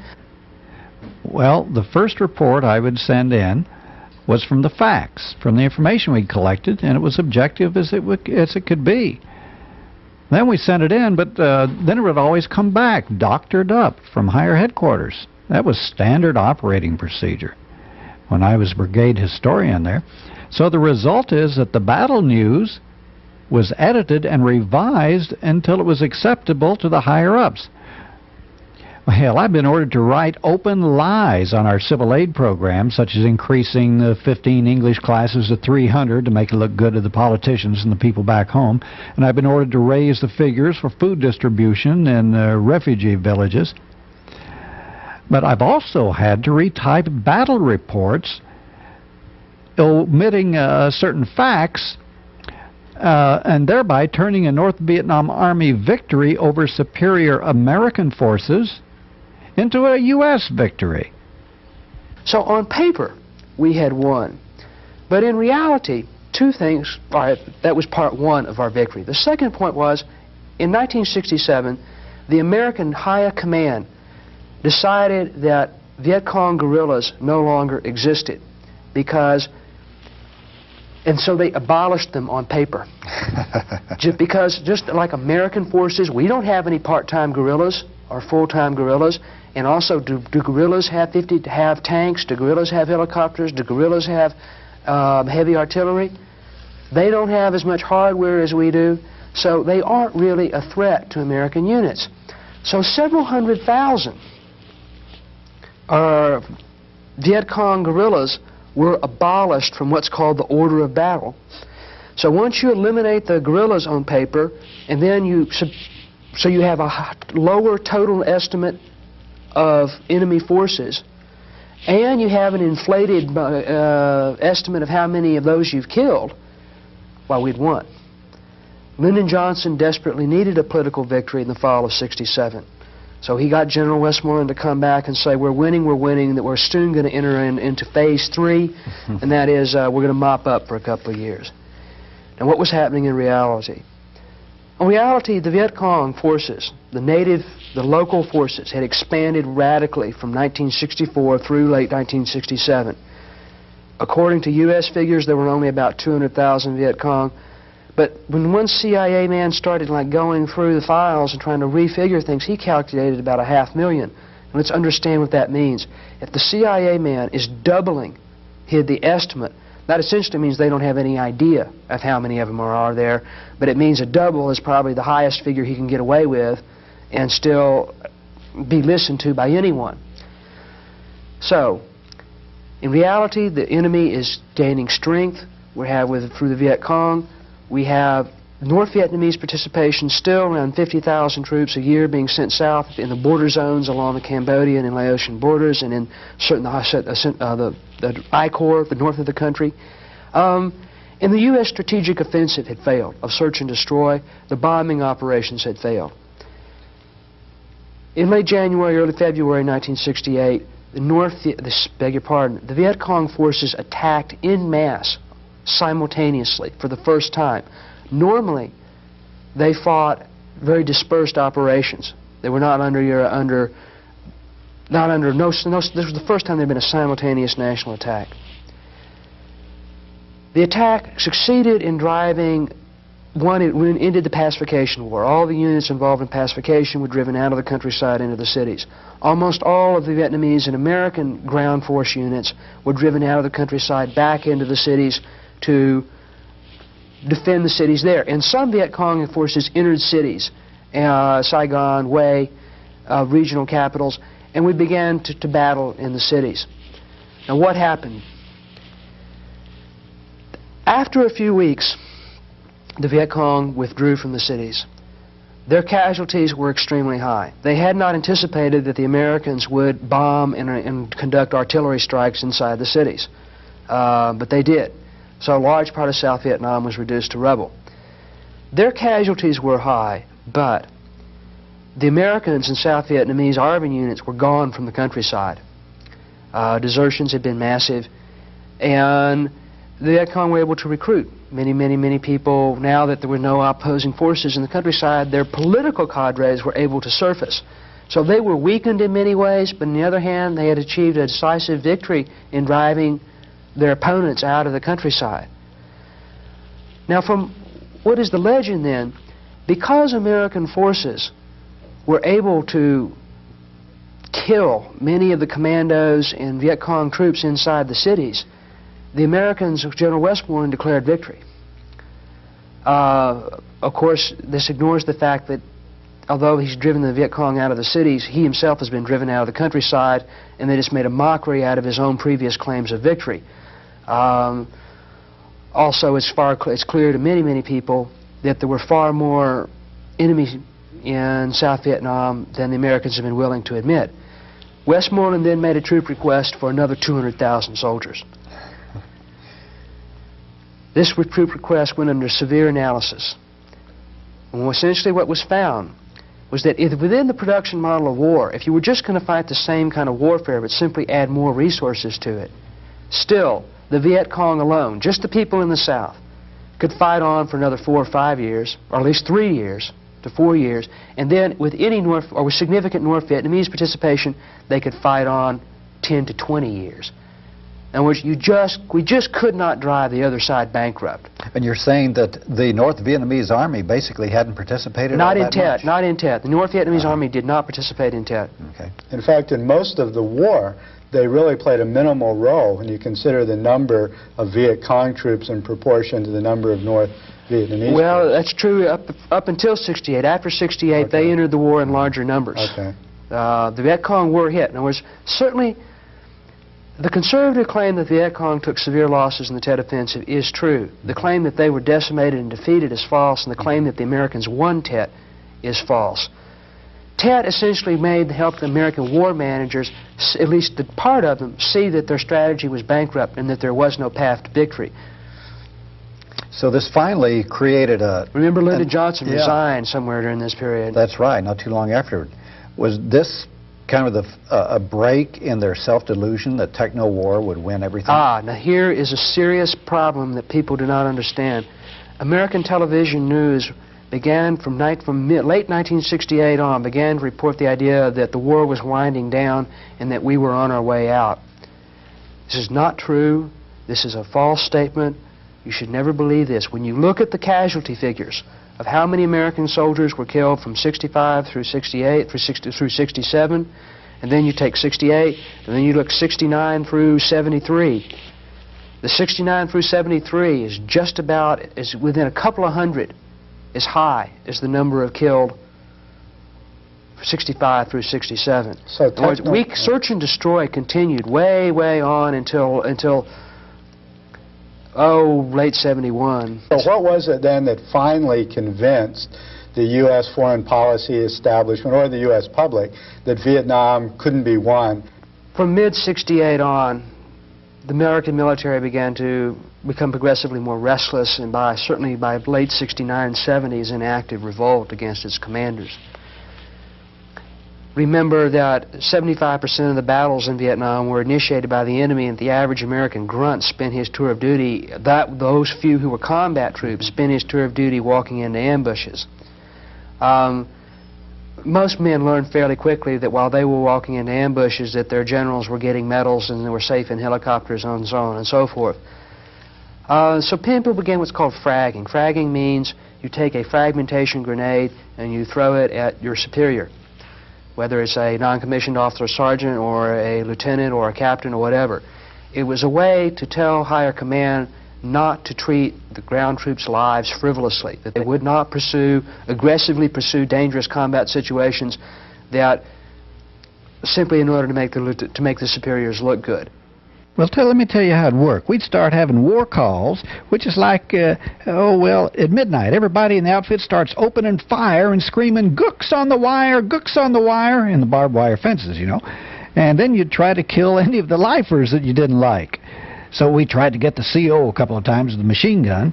One time his rack took 9 holes, his cot, 9 bullet holes, but he dove out of it and got away. Everybody'd be shooting, so he couldn't check the weapon, see who was shooting at him. So they'd be throwing grenades at the wire and yelling and shouting, "Gooks on the wire, gooks," and they'd blow the siren and then run around, and half the guys would be facing out where it's shooting, and then the other half would be waiting for a lifer to come out of his tent. Yeah, I've seen officers executed 5 or 6 times. Just put a price on his head. Next one that kills him gets the money. Next time he was out on a mission, everybody knew it was going to happen. They just wait till he was in the right position. And the estimates run quite high. And there was the official Army count is about 650 fragging incidents. And there are real reasons to doubt that. Because let's say... It must have been quite small. I'm sure there were a lot of them that weren't reported. Oh, of course, because no commander wants to have, what do you say? It's like some of my own men threw a grenade at me or tried to shoot me. I mean, how is that going to look good on your record? Are you going to get promoted up as a great leader when you're reporting that your own people are shooting at you? No, I'm sure the records are, the figures must be substantially higher. The soldiers even put pools of money out for contracts for particularly unpopular officers. But there was also suicide and self-mutilation that went on, too. People got desperate. They were disoriented. They were not being cared for by their own command. The actual operations often involve slaughter of innocents. Suicide rates are fairly high. Standing up in the middle of a firefight. There's one famous cartoon book by a man named Tad Forrester, and it shows a picture of a soldier hiding behind a rock with his trigger finger in the air looking for the $1 million wound. The theory being like if he exposed this and got his index finger shot off, that he could get out of the war zone. Or you don't take your malaria pill, and get therefore removed because you're incapacitated with malaria. There were many, many ways where people shooting themselves in the foot. There are lots and lots of stories of self-mutilation. Or you do it to your friend. In other words, if your friend has, say, been wounded twice and you're on a particularly dangerous mission and he's had a premonition of death, which was taken very, very seriously, all combat soldiers are deeply superstitious, then sometimes you shoot or you stab your friend, not in a vital place, but to wound them enough to get them out. You You can't fight a war this way. You cannot fight a war where people are you going search and avoid? Also, yeah, search and avoid. That was a very prevalent thing too. Instead of search and destroy, search and avoid. That is, you go out and you play war. You try to you go out and you smoke some dope or and you fake some radio reports, or you generally try not to engage the enemy. Yes. We talked about it every day. All the guys felt the same way. We just weren't accomplishing anything. In fact, some guys were so depressed and disgusted they was killing themselves. Some guys were taking hand grenades and blowing themselves away. They couldn't take the strain anymore. God, it was really heavy. I don't think a lot of this stuff was reported. GIs would just kill themselves. In the Army, you'd probably send the stats home that the guy was killed or missing in action. And did the anti-war movement at home have any effect on these soldiers in creating a sense of what they were doing was wrong, that they were victims, they were making mistakes? Did that have impact, you think, on the soldiers? There was a wide coffee house, GI coffee house movement. The anti-war movement tried to set up coffee houses near U.S. bases to promote literature and things. But honestly, when you read soldiers' memoirs and novels, they honestly don't talk about the anti-war movement very much. It's not to say there wasn't an influence, but they talk about reacting to the situation of warfare that they're in. The one that, the moral qualms are the moral qualms that are seen on the battlefield. The one clear influence of the anti-war movement is nobody wanted to be the last man to die in Vietnam. I mean, once it was stated that the U.S. was going to withdraw eventually, that made it more difficult.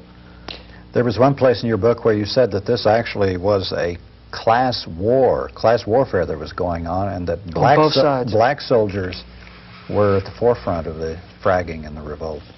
Let's remember who went to Vietnam. After World War II, the U.S. military decided that too many college-educated men had been killed, and that the danger of this was that it was going to hurt the scientific base of the country. If the scientific base of the country was hurt, we couldn't have the next generation of weapons. So the idea of the 2S deferment, of the college deferment, was to keep the pool alive. What this meant was, remember, this is an era of very few student loans, very few scholarships, so on and so forth. It meant that the sons of the middle class could go to college, where the sons of the working class went to the military. In the military itself, military needs vast numbers of white-collar skills. So if you had any kind of like clerical skills, like middle-class people often do, typing, filing, so on, you could more readily get a non-combat job. What this translated into is that when you got down to the point of who was in your infantry units, your armor and artillery, they were disproportionately minorities and rural whites, poor rural whites, poor urban whites. So we had a working class, largely working class military, combat military, whereas a more middle class anti-war movement and a more middle class logistic apparatus in the military. So it was a class revolt. A class revolt. No, I wouldn't call it a revolution. We're not talking about these people who are not socialists now. But it is sort of like, let's revolt against the manager, yes. It's not in our interest. They're exploiting and using us. Yes. Yeah, and then certainly among black soldiers, they were definitely influenced by the Black Power movement. Racial consciousness and critical consciousness was very paramount. And there were many of the tie signs, of bonding signs of, the skin and special handshakes, so on and so forth. How would you evaluate the mass media handling of Vietnam then and now? I spent a long time looking at the tapes, and I was close. It's like I'd finished my outline. I was going to write a book about television news coverage of the war, and I decided to think, well, what was not on the news frame? What I saw, and that's consequently I wrote this other book, The Perfect War. What's on the news is a lot of pictures of helicopters, a lot of pictures of jets, a lot of pictures of tanks, a lot of hardware, in which techno-war was the major representation, too, visual representation. And along with these presentations of these beautiful weapons, I remember my favorite was an ABC show, an ABC series, where they first went out and they see the Battleship New Jersey. Battleship New Jersey had just been recommissioned in '69, and we see it. Here's this 16-inch guns, and there's this giant 30-foot phallus that the camera looks down, and the guy starts talking about it. Shoots a 250-pound projectile 16 miles. It'll go through 32 feet of reinforced concrete, or maybe I have it the other way. Maybe it's 32 miles, 16 feet of reinforced concrete. I forget, and it's a 250-yard kill radius. And it's simply like the man is the correspondent become a salesperson. And like I thought, gosh, I too want the Battleship New Jersey, this is just cool beyond belief. And then the film cuts, and there's another correspondent, and he's on the bank of a river, and it's about the VC flying trash can. And do you remember the Roadrunner rockets, about Wile E. Coyote was always getting something from Acme Rocket Company that always kind of looked like a trash can on a stick with a kind of like triangle on top of it? That's exactly what this rocket looked like. It was obviously of a homemade crude rocket. And the contrast is so great, and it seems like American victory is so ensured because of our technical superiority. Of course, what they don't point out, the Viet Cong who fires that rocket knows exactly what he's shooting at. Was the battleship New Jersey very rarely knew where its bullets were flying. So that's what the people saw. People saw that. People did not see very many dead people. There were very few. The death convention on the news was much like a war movie or westerns. No real gore. And they saw a body count each week which showed that we were always winning. We saw one village was burned in 1965, that's it. And the guy correspondent got in severe trouble. My Lai appeared as remember, did not come from, the news of it didn't come from the normal networks, it came from a veteran who tried hard to get the news out. Very little coverage of massacres came on. The ordinary language of the war, gook, slope, slant, dink. No American news correspondent ever talked about those terms and what they meant. Never. It simply did not occur. Instead, it was very much an official perspective. Where one got critical, from 68 on, occasionally you would see reports about failed technology, and occasionally you would see stories about tragic American deaths. But it was sort of like a human interest tragedy becomes the limit of criticism rather than any kind of explanatory notion of why we aren't succeeding. Bill, let's talk about an evaluation of the Vietnam War. A lot of people have written books about it, historians and generals, and et cetera. Well, let's end it, just to come back to where we started, to this other point. My analysis says the U.S. had to get out because we couldn't fight, because we had an army that wouldn't do it anymore. Now, you could move to Air Force campaigns, but Air Force campaigns have their problems, too. You can't hold ground with airplanes. Sending money to the South Vietnamese, they were corrupt. They just had more money to be corrupt with. So we were defeated. My analysis says the United States was defeated, and that's the standpoint. So the question is, how have the historians and the novelists, so on, treated the subject of American defeat? The conventional path is a liberal interpretation. That is, it's just a tragedy. It's just things were wrong out there somewhere, and it's just like there were all sorts of small mistakes of honorable men making small decisions. Arthur Schlesinger being Arthur Schlesinger would be the most famous, the classical case. Stanley Carnell's book and PBS series, the most recent example. But the notion of tragedy is not an explanation. 20 years of small mistakes doesn't explain a war that has a very clear structure, which is my argument, and that the structural contradictions of that mode of warfare ended in its dissolution and failure. The second school, the most prominent right now, is that the U.S. lost because of self-imposed restraints. Self-imposed restraints is a military term often used in Joint Chiefs of Staff documents calling for escalated air war. And their vision is that the United States should have invaded North Vietnam in 1966 and taken Hanoi and Haiphong. Of course, the only problem with that, every one of those peasants who had those guns shooting against the aircraft, the jet fighter pilots, they were also organized and prepared for invasion. And Doug, you mentioned you mentioned the fact that the North Vietnamese didn't have very many troops in the South. That was one of the major reasons. It wasn't that they didn't want to help their comrades and their Southern comrades. It was troops were being held back in part to protect the home front against a possible American invasion. According to Giap, the plan to fight a U.S. invasion was to let local militia and regional forces fight for the first day to 2 days. So once the Americans were tired, after 24 to 48 hours of constant combat, then the North Vietnamese army would enter the scene. In other words, this notion that the U.S. could have had a successful invasion is just the most bizarre, unreal, fantasy, unworthy of any kind of serious consideration. And even if they had put an expeditionary force in Hanoi and Haiphong, that wouldn't change the class structure in South Vietnam. That wouldn't change the fact that you had a peasantry that wanted land, that you wanted Buddhists who wanted self-determination rather than Catholic rule, and that a whole country wanted national reunification because the whole basis of the culture was throwing out the foreign invader, and that's all they'd done all their lives for 2,000 years was throw out the Chinese, the French, and now the Americans. It wouldn't have changed it. The self-imposed restraint still is false. Well, have we learned anything since then? You point out the total corruption and self-delusion of the military and the civilian leaders throughout this. First of all, thinking they could wage a techno-war, and secondly, not paying attention to the realities which might try to seep up from the intelligence field. suppressing any intelligence that would contrary to what they wanted. Are we still in that same mode of thinking? Yes. And are we thinking of applying it to? Well, we already have a couple of places. Certainly Grenada was one example. We took Grenada, and we just barely took it, even though there was a minimum opposition. Most of the U.S. Special Forces commandos bit the dust in various operations because of the various mishaps of one kind or another.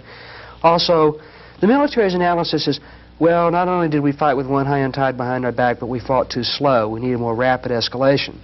So Honduras has been prepared, a series of airfields and ports have been prepared in Honduras in order to bring 40,000, 50,000 troops into battle within a week. They have the facilities for this.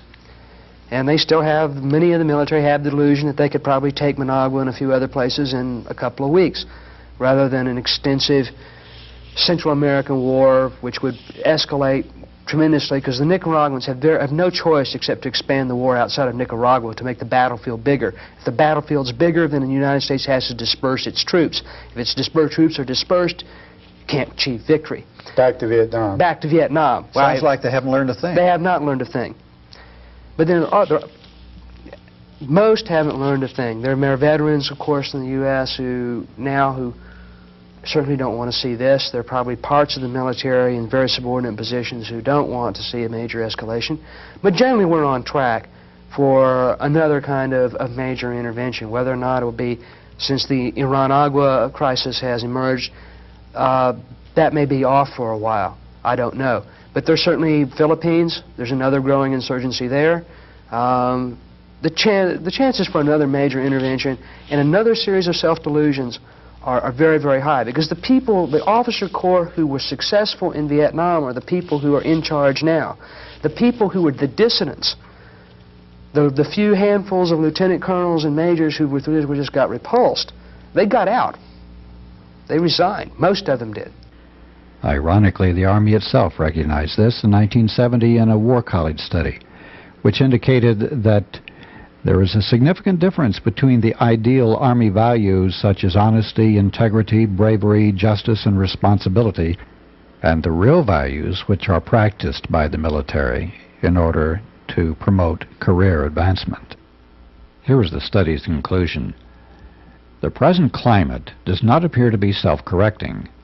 The human drives for success and recognition by seniors, sustained, if not inflamed, by the system of rewards and management which cater to immediate personal success at the expense of moral and ethical values, would appear to only be perpetuated by the current environment.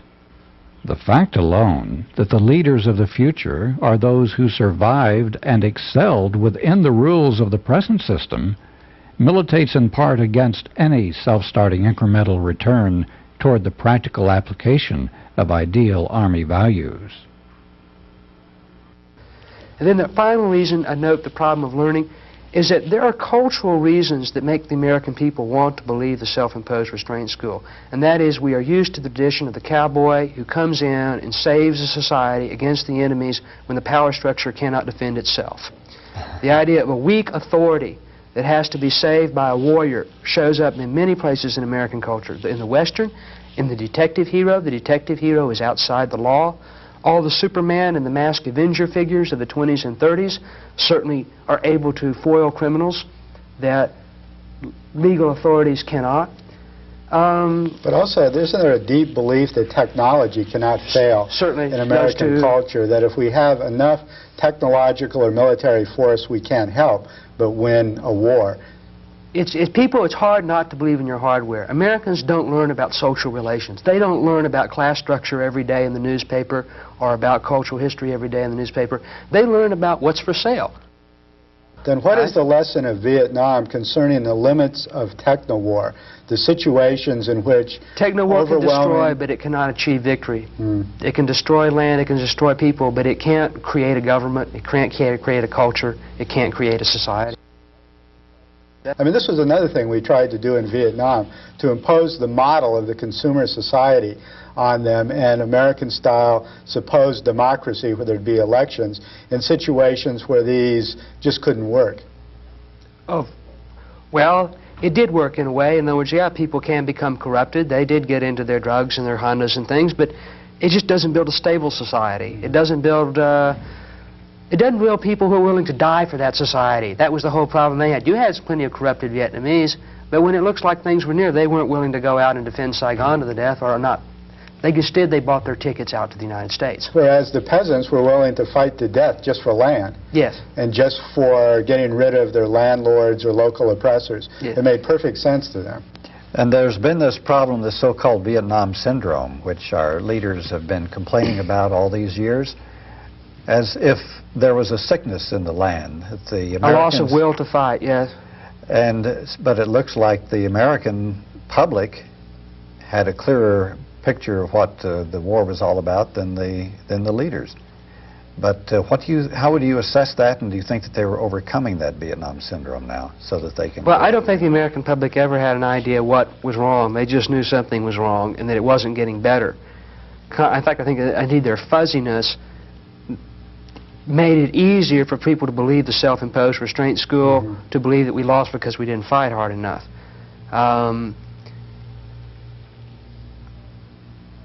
For the past few years, popular culture has presented the hero, the warrior imagery as well, very much strong on the rise.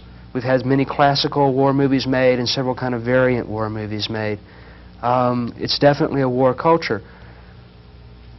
How people, though, clearly, though, there's still a resistance. There's still a certain level in which the disaster of Vietnam is etched in at least some people's memories, and even though they don't have an understanding of why it failed or what the structural reasons, there is a fear that it will happen again. Vietnam originally, it means Southern Kingdom of the Viet, and it was a part of China that, well, it didn't really break off. It's like Chinese immigrated there, and they formed a racially distinct group and tried to claim independence. Chinese emperors would invade Vietnam, hold the country for several hundred years. Vietnamese guerrilla fighters would throw the Chinese out. The Chinese would then invade and hold it for another 50, 100 years. Then the Vietnamese would throw them out and hold on for 50 years. This struggle between Vietnam and China for Vietnamese independence went on for hundreds and hundreds and hundreds and hundreds of years. Finally, by the time the Vietnamese had finally defeated China, they were weak, though. But this is the time when the West was expanding, and France was looking for a way to get to China for the spice trade and so on, and they ended up taking Vietnam. So France took Vietnam as a colony in the 1890s. Vietnamese fought off and on against the French from the 1890s on up, they just kept on fighting. But then in World War II, the communists, especially headed by Ho Chi Minh and Bo Nguyen Giap and Lê Đức Thọ, organized better.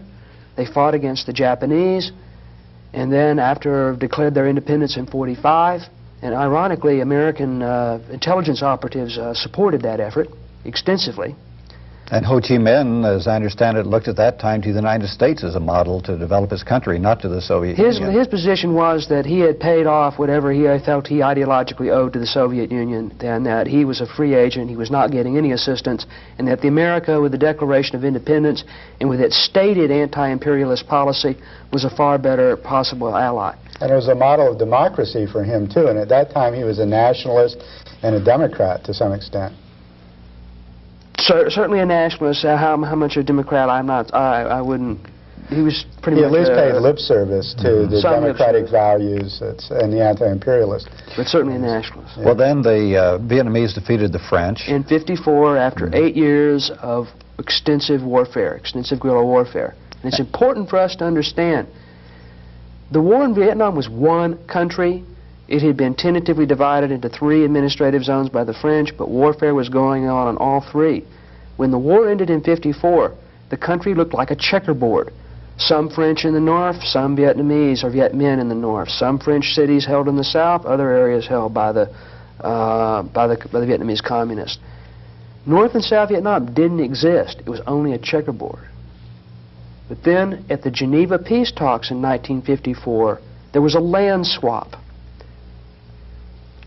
Vietnamese forces moved north, French consolidated their forces in the south. a line was drawn, a provisional administrative boundary, not a national boundary, not a political boundary, an administrative zone boundary. And the idea was the country would be divided for 2 years and there would be international elections in '56. There were no such elections. The United States moved in. But what's important to understand, this idea of North Vietnam as a separate country that invaded South Vietnam is wrong. There was no North and South Vietnam as two separate countries. That was it was a checkerboard at the end of '54 that got changed. And what happened in the South to begin the resistance struggle? In '54, the Viet Cong in the South were told to put down their guns and that they were going to engage in political struggle for 2 years in preparation for the '56 elections. That became extremely dangerous. Diem, the man the Americans put in power, immediately went after and hunted down most of the communists, leftists, Democrats, nationalists. In other words, Diem and his family ruled Vietnam pretty much as a dictatorship. And finally, by the late '50s, the local communist and guerrilla and socialist and democratic apparatus was taking casualties so badly that they had to renew the armed struggle to survive. And so simply then the southern cadres put pressure on the North, on the Communist Party, to reopen the military front and have a joint political and military strategy as opposed to simply trying to wait for international intervention or by the United Nations or something. So that's the origin of resistance. And what was the U.S. response to this then? Well, the response was quite simple. This is when the Green Berets, who had originally been formed to parachute into Eastern Europe to organize guerrilla movements in Eastern Europe, got reformulated as counterinsurgency experts, and they were sent to Vietnam by President Kennedy in 1960. There was also a massive increase in CIA operations. The whole idea of covert warfare, remember, in counterinsurgency warfare, remember we had failed at the Bay of Pigs in 1961? Mm-hmm. And so the idea was that we must become experts at fighting these wars of national liberation, and that we must have new warrior technicians who could intervene in underdeveloped countries and fix things. And the Green Berets were one branch as fix-it men, CIA operatives were another, various logistics people, economists were others. Mm-hmm. We should remember, let's understand the class structure of Vietnam. It's a poor rural society. Most of the people are landless peasants or own very small plots of land. They're under subsistence agriculture, where a large part of their crop goes to the landlord. A small landowning class, most peasants are Buddhist with practiced elements of Confucianism as well. A small landowning class, many of them refugees from the north, many of them Catholic, controls the nation's wealth. So Diem and the government, Diem, uses then the army as a mechanism to collect rents. And during the first war against the French, the Viet Cong had redistributed the land to the peasantry. So when Diem came to power in '54 with the army and acted as agents of the landlord to collect years of back rent, essentially the internal class polarization increased one more time. And drove people of the Viet Cong into revolutionary perspectives. Exactly. And then Diem had to use more and more repression as a result of the dissatisfaction of the... And the repression in turn meant that in essence that the Viet Cong or communist forces felt like they had to resort to armed struggle again. So this is why you made your statement in your book that Diem had an army, but he was not a government. That's right. No, there was no effective administration other than military administration. Diem eventually replaced all forms of village council, all forms of intermediary powers that had any linkage to below were destroyed. Instead, all loyalty was from the top down. Yet the American escalation didn't really dramatically accelerate until after Diem's assassination. What brought about this dramatic acceleration and what you call techno-war to Vietnam? When Diem was gone, all the other Vietnamese generals began a power struggle among themselves. Consequently, whatever government repressive apparatus Diem had collapsed. Desertions increased radically. Defections to Viet Cong units became stronger and stronger. By 1964, American policymakers feared that there would be a provisional revolutionary government, an open provisional revolutionary government in much of the countryside, which we had lost. Remember, let's get straight. U.S. forces lost, or the French lost in 1945. We lost again in 1954. We lost again in 1963, 1964. We escalate. The United States escalates in the face of defeat, not in the face of victory. Right. So, massive defeat in 1963 and 1964 brought in then the need for U.S. ground troops and sustained bombing of the North in order to try to salvage the situation. Why couldn't the U.S. accept a defeat in this small corner of the world? The United States has been unwilling to deal with communism as a political, social, and economic movement. Instead, it gets seen that we as Americans are the natural beings of the world, and that capitalism is the natural economic order, and that our system is simply the essence of human goodness and the essence of nature. Therefore, something very, very different from us is not another society with whom one compares differences and makes treaties with and so on and so forth, but instead is an alien presence. If we're nature, they're anti-nature, or what I call the foreign other. During World War II, the Soviet Union did take over, right after World War II, did invade and take over Eastern Europe. The Red Army did, and you had to hold it as a buffer zone, and they did install puppet dictatorships there. This became the model for all American views of communist and socialist of any kind. Americans did not understand internal revolution. They did not understand the Chinese Revolution in the 40s, that there were like millions upon millions of poor peasants who wanted land to survive, and that Mao Zedong and the Communist Party offered them land and survival, whereas Chiang Kai-shek was a warlord who offered them nothing. So, unable to see internal struggles for socialism or communism, or unable to see even internal struggles for national independence against colonialism, the world gets divided into them and us. And we're the good guys and they're the bad guys. They are the foreign other. They're trying to move in. So all forms of communism movements get seen in that light. So in this sense then, any particular movement in the world is not just a particular movement in a dirt poor country. I mean, let's remember how dirt poor Vietnam is then. And we had very little investment there. Instead, any movement is a sign of the global movement. A Controlled victory, by the Soviet Union. a few poor peasants win in Vietnam. That doesn't mean just that that a little few more people have a few more rights. Instead, that means that the foreign other, the monolithic machine, has encroached one more step, and that with each other step, the rest of the world becomes in peril. This, of course, is the domino theory. So like a contagious disease, sort of, instead of like each country having its own history and its own culture and its own people. It's as if the world is an empty shell, like a chessboard, and it's either our side or their side, and once they get going, just somehow a mechanistic momentum will propel communism to victory. It's a very, I call it mechanistic anti-communism, because it's a mechanistic framework of the world, and the enemy is foreign other. They aren't really real enemy at all. It's an abstraction. So isn't that also, aren't there two sides of this? The other side is the people, the big decision makers, the foreign policy establishment, as you term it, looking at the world on a more realistic basis. As General Maxwell Taylor said in his book, we have to keep an iron grip on the third world country because they're poor and they want riches, and the riches would have to come from us. So they look at any type of victory, such as in Vietnam, as providing an example to other third world countries, that if they can do it and get away with it in Vietnam, they can get away with it in other countries. So it's a universal sign. The victory in Vietnam is a universal sign of national liberation victory everywhere. A defeat in Vietnam means that all liberation movements will give up their struggles.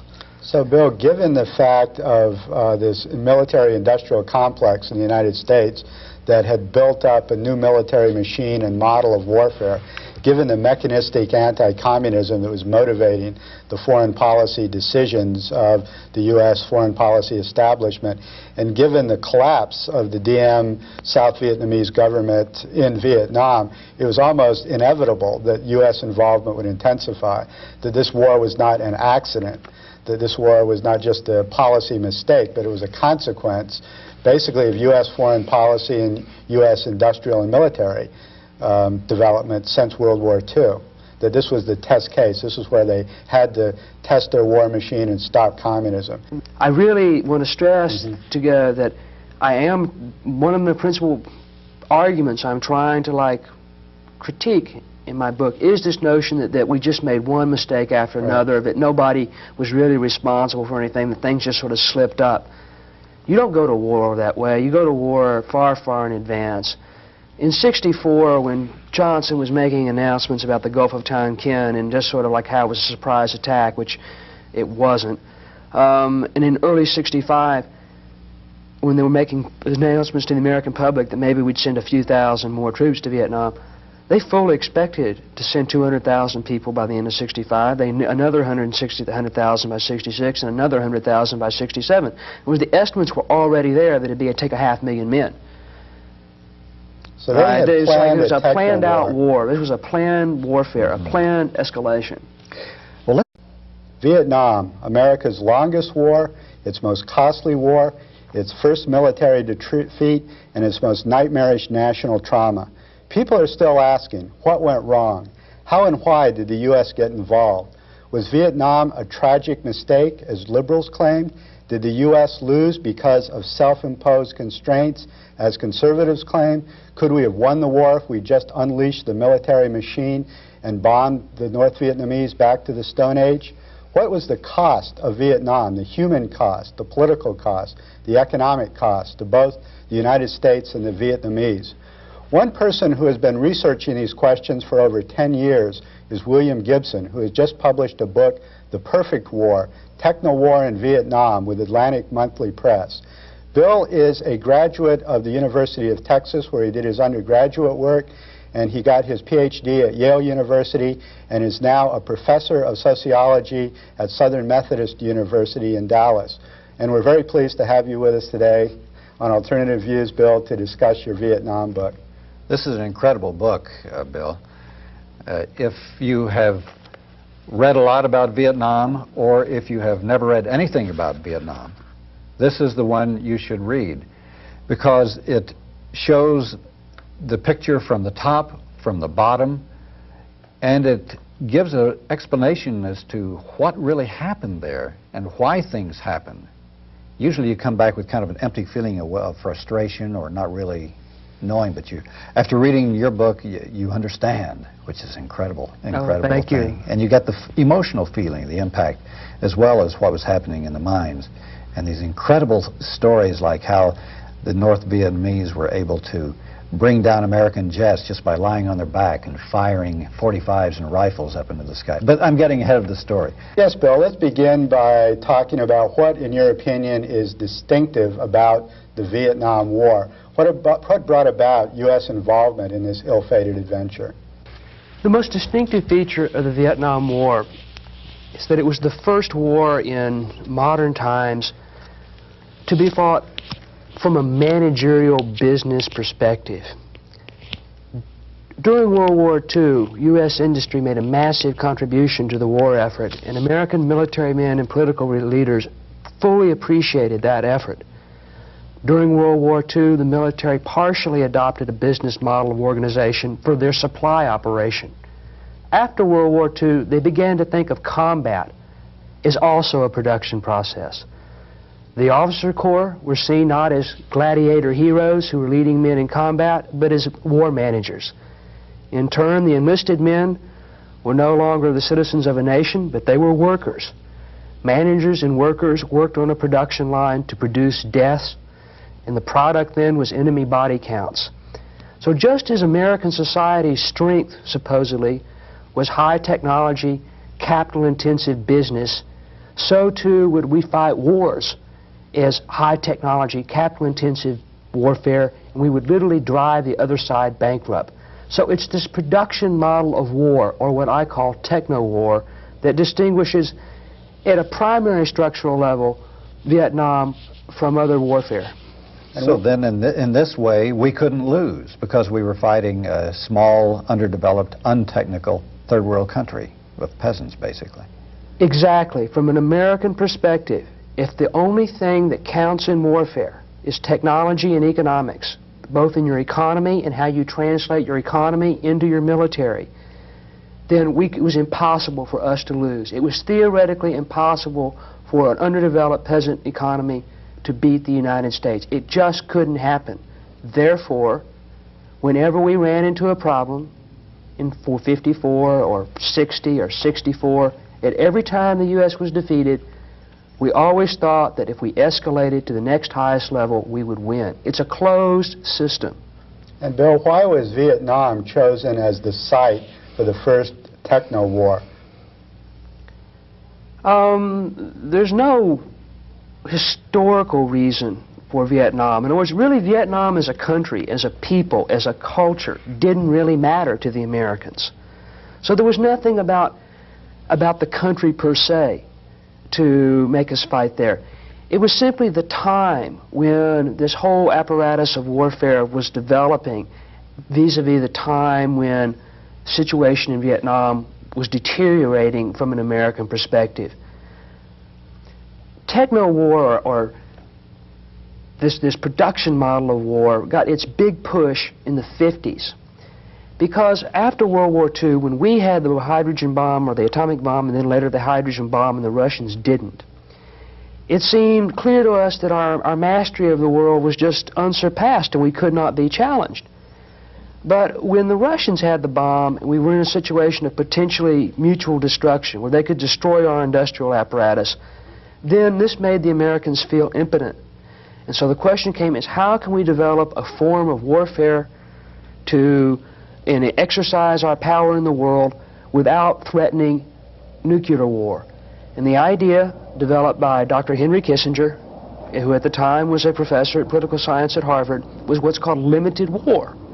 And the idea was, because our economy was so big and powerful, we could have guns and butter. Butter and TVs and popcorn and drive-ins and hula hoops for the Americans at home, and limited war for an indefinite period of time in the Third World. And because we were so much richer, we would just drive the other side bankrupt. And it was a period where certain guerrilla movements, certain national liberation movements were emerging. We saw the Cuban Revolution in 1959, and there were Third World revolutionary movements throughout Latin America, Africa, South the French and British empires were deteriorating worldwide. Certainly, and Vietnam's a classic case of that. Vietnam had been a French colony that went through a long process of revolt. So Vietnam was just simply, it was ready. We had our theory for limited war, and we had our apparatus in place at the time Vietnam was well, by the time the French had been thrown out. Can you give us a brief history of Vietnam and their struggle, first against the Chinese and then the French, etc., leading up to American intervention? Certainly. The word That was suicide. That was one of the worst patrols you could ever go out on. The purpose of it was for you to walk up on Charlie and for him to hit you, and then for our hardware to wipe them out. We were using scapegoats to find out where they were. That was all we were. Bait. Hell, they couldn't find Charlie any other way. So they loved us to run into a whole bunch of them. That way they could plaster him and they'd have a big body count. Then the general gets another goddamn medal and a big promotion. Let's also note again, the highest officer routinely on the ground during Vietnam was a captain. A captain was a company commander. A company had at most about 140 people in it. That would be at full strength. Most combat units never operate at full strength. Everyone above captain's level, a battalion commander is the man who commands 4 companies. All battalion level officers, brigades command several battalions, divisions have several regiments or brigades. All the rest of those choppers, all the rest of those commanders are in helicopters, flying at minimum at 1,500 feet, because 1,500 feet is the maximum range of a .50 caliber machine gun when used as an anti-aircraft weapon, which until the latter part of the war was the largest anti-aircraft weapon the Viet Cong had. So the managers were relatively safe in this process, whereas it's the workers who are suffering the occupational safety hazards on the ground. Was it a success in terms of the numbers and the body counts? Did they actually, in their own inhuman logic, succeed? Or were the costs greater than the benefits, even in terms of their own logic? Several things happened. For one, all the American commanders and helicopters communicated in uncoded English to their subordinate officers and ground troops. The Viet Cong and NVA were able to buy American radios in the black market and capture others. They routinely listened in into all the orders. There are many stories of people of Viet Cong hearing American orders and then taking actions to circumvent them. So the sheer arrogance of, we're in our helicopters, we have all this stuff, we don't have to care, we don't have to pay attention to our enemy, that ended up costing American lives. So that part didn't work. It took, within a year or so, by late '66 or so, the Viet Cong and NVA knew how long it was going to take an American airstrike to get there. Now sometimes they can make a terrible miscalculation and get caught out in the open. But an astute enemy commander could make a reasonable judgment on how long he could stay in combat before he had to run like hell, because the F-4s or the Hueys or the gunships were coming to after him. So a lot of times ambushes would be quite brief and the enemy would break off contact. Well, we've mentioned body count a couple of times. Let's get into that and the whole framework of corruption and lies and cover-ups that occurred in the U.S. It's simple from what we've followed so far. If the success in war is purely an enemy body count, yes, because we're trying to drive the other side bankrupt, and let's presume that, you and Doug are, I'm a general, and that, like, your lieutenants are captains, right? Maybe you're a company commander somewhere. You're under pressure. I'm under pressure to produce a body count. And as a colonel, let's say I'm a colonel battalion commander, if I don't meet my quota, my career's over with. I'll be relieved of command. And if you're relieved of combat command, then your ticket up the hierarchy is gone. So I'm going to squeeze you. And in fact, in some units, kind of where the informal rule was, if you don't meet your body count quota, then we're going to, you're not coming in off the field. We'll just leave you. I will bring you some more ammo, some more food, some more water, but don't expect, you've got to, produce the goods. I knew if I came back without a body count or at least a prisoner, I'd get my ass chewed. So I kept the patrol out. Well, I talked to to many soldiers who were wounded, the ones I saw in Japan, and they told me that some units were given a quota for the week, and if they didn't get it, they were just sent right back out again. All right, you're under pressure. You're under severe, severe pressure. So what do? Well, you can do several things. One, you can just invent a body count.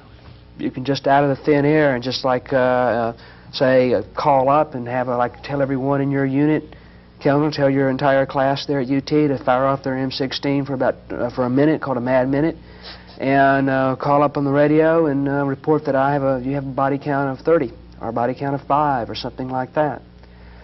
Or say you get ambushed, Frank, and your whole company gets ambushed, and you call in an airstrike and you call in an artillery strike, and there's an armored unit nearby, and you actually have an engagement and you find some enemy bodies.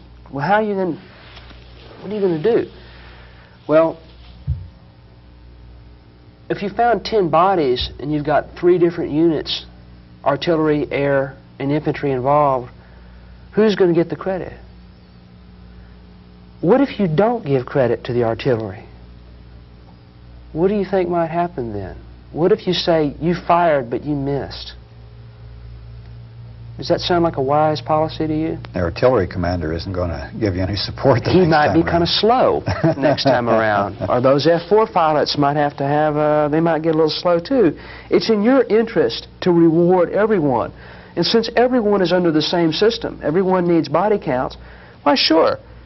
We give you 50 Air Force, we give you 50 gunships, we give you 50 artillery, and we on the ground, well, I've got 5 bodies and I've got 5 rifles, we'll count each rifle as a 5 persons killed, so that gives us 25. And while we were out stumbling around, we found 10 enemy grenades. I beg your pardon, 10 graves. We'll count them too. And body parts. Let's talk about the war itself and see how this techno-war actually worked out itself in the ground and in the air. The use of helicopters, the helicopter war, and the search and destroy. Can you describe these and how they worked in the... Well, let me quote a very famous general, Julian Ewell. Generals write books. They're kind of like academicians. They need to write to publish in order to get further promoted up the hierarchy. We normally don't believe that, or think that way, but it's true. And to justify their actions. And just to justify their actions. All right, Ewell's book is called Sharpening the Combat Edge, the Use of Analysis to Reinforce Military Judgment. It's published by the Department of the Army. And in the first chapter, Ewell says that we could compare search and destroy operations in Vietnam to an assembly line. Wow. That it was literally a war factory, and that the objective was unlike a World War II or World War I, where you have a continuous front going on thousands of miles, and you have major offensives and then a counteroffensive and then a lull. In Vietnam, it's a factory. You turn the factory on, you let it run full blast all the time, and that's the managerial problem. How do you just allocate your resources given the fact that you've already decided to run at maximum capability? To produce body counts. To produce body counts. Search and destroy means that somewhere between several hundred and several thousand American soldiers are going to search a block of countryside for Viet Cong or North Vietnamese troops. And they're going to try to engage them in combat and, of course, and destroy whatever troops or whatever supplies they capture. In theory, it's strategic offensive, meaning it's a way to put the Viet Cong, make them weaker, to put them to hunt them down. It's as if we're hunters and they're the prey.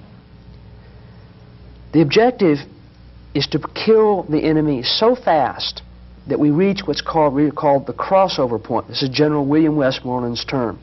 The crossover point means you're killing the enemy faster than they can replace their casualties. It's like you're going to drive the other side bankrupt. All right, so with all of our high technology, with our helicopters, our jet fighter bombers, our tanks, we'll just grind them up. Now that's the theory. The practice of search and destroy often turned out very differently. In that part of a factory means a set of routine operations. And these routines were quite visible to the Vietnamese. For example, we just didn't all of a sudden show up unannounced into an area and begin the search. Instead, you had to, reconnaissance planes had to go over it. Artillery guns had to shoot smoke rounds into the jungle, into the landing zone, so that all the other artillery guns could sight in so they could fire protective artillery strikes around the landing zone. If you're any kind of Viet Cong commander, if you see a smoke round coming up in the jungle, well, you know that the Americans are getting ready to launch a helicopter assault. There aren't that many clear areas in mountainous territory or in swamps or in jungle. You can tell where the landing zones are. So many times the Viet Cong commanders had a very substantial advance notice upon when the Americans were going to begin an operation. Consequently, they had the choice: do we run and hide, or do we ambush? The Americans then land. The first wave takes the landing zone. The second and third waves bring in more artillery. If you're a Viet Cong commander, you get out your compass and your map. You draw a circle, a radius on the map, and that will tell you, because you know that American artillery, a 105mm howitzer, has a 10,000-meter radius. So you know that the Americans will not march further outside the range of their howitzers, so you can tell where the Americans are going to march. Do you run and hide, or do you fight? So the same kind of principle goes on. It's in essence, they knew where we were, but we did not know where they were. And they had the initiative. They then had the initiative. It's their terrain. It's their terrain. So in essence, even by the military's own statistics, roughly 3/4 of the battles in Vietnam were initiated by the Viet Cong and NVA. meaning they ambushed U.S. forces and could make a decision. Also, most battles ended when the Viet Cong and NVA wanted them ended. They could initiate contact and break contact. And those are two crucial definitions of combat initiative. And your other statistic that only in 2% of the search and destroy missions did we actually make contact, original contact with the Vietnamese. So it was their choice the whole time. And as I understand, the soldiers themselves on the ground, they didn't like this because they were the ones who would have to take the casualties first to lure the Vietnamese into battle so that then the Americans would know where to send the planes and where to send the artillery. You send out a patrol in order to get it ambushed, in order to mark a target with a smoke rocket from a helicopter, or so that then the jets can come in and napalm the area. In other words, you have to get ambushed before you can find the enemy.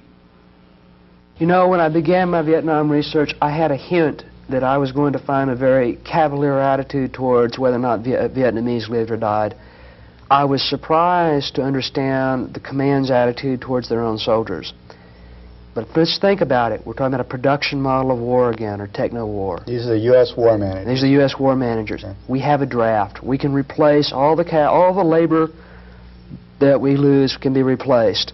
And indeed, it's like migrant labor force. We're almost sort of like, say, we had a farm when you bring them in for a year, a year or two of They're mostly duty. blacks and Chicanos anyway.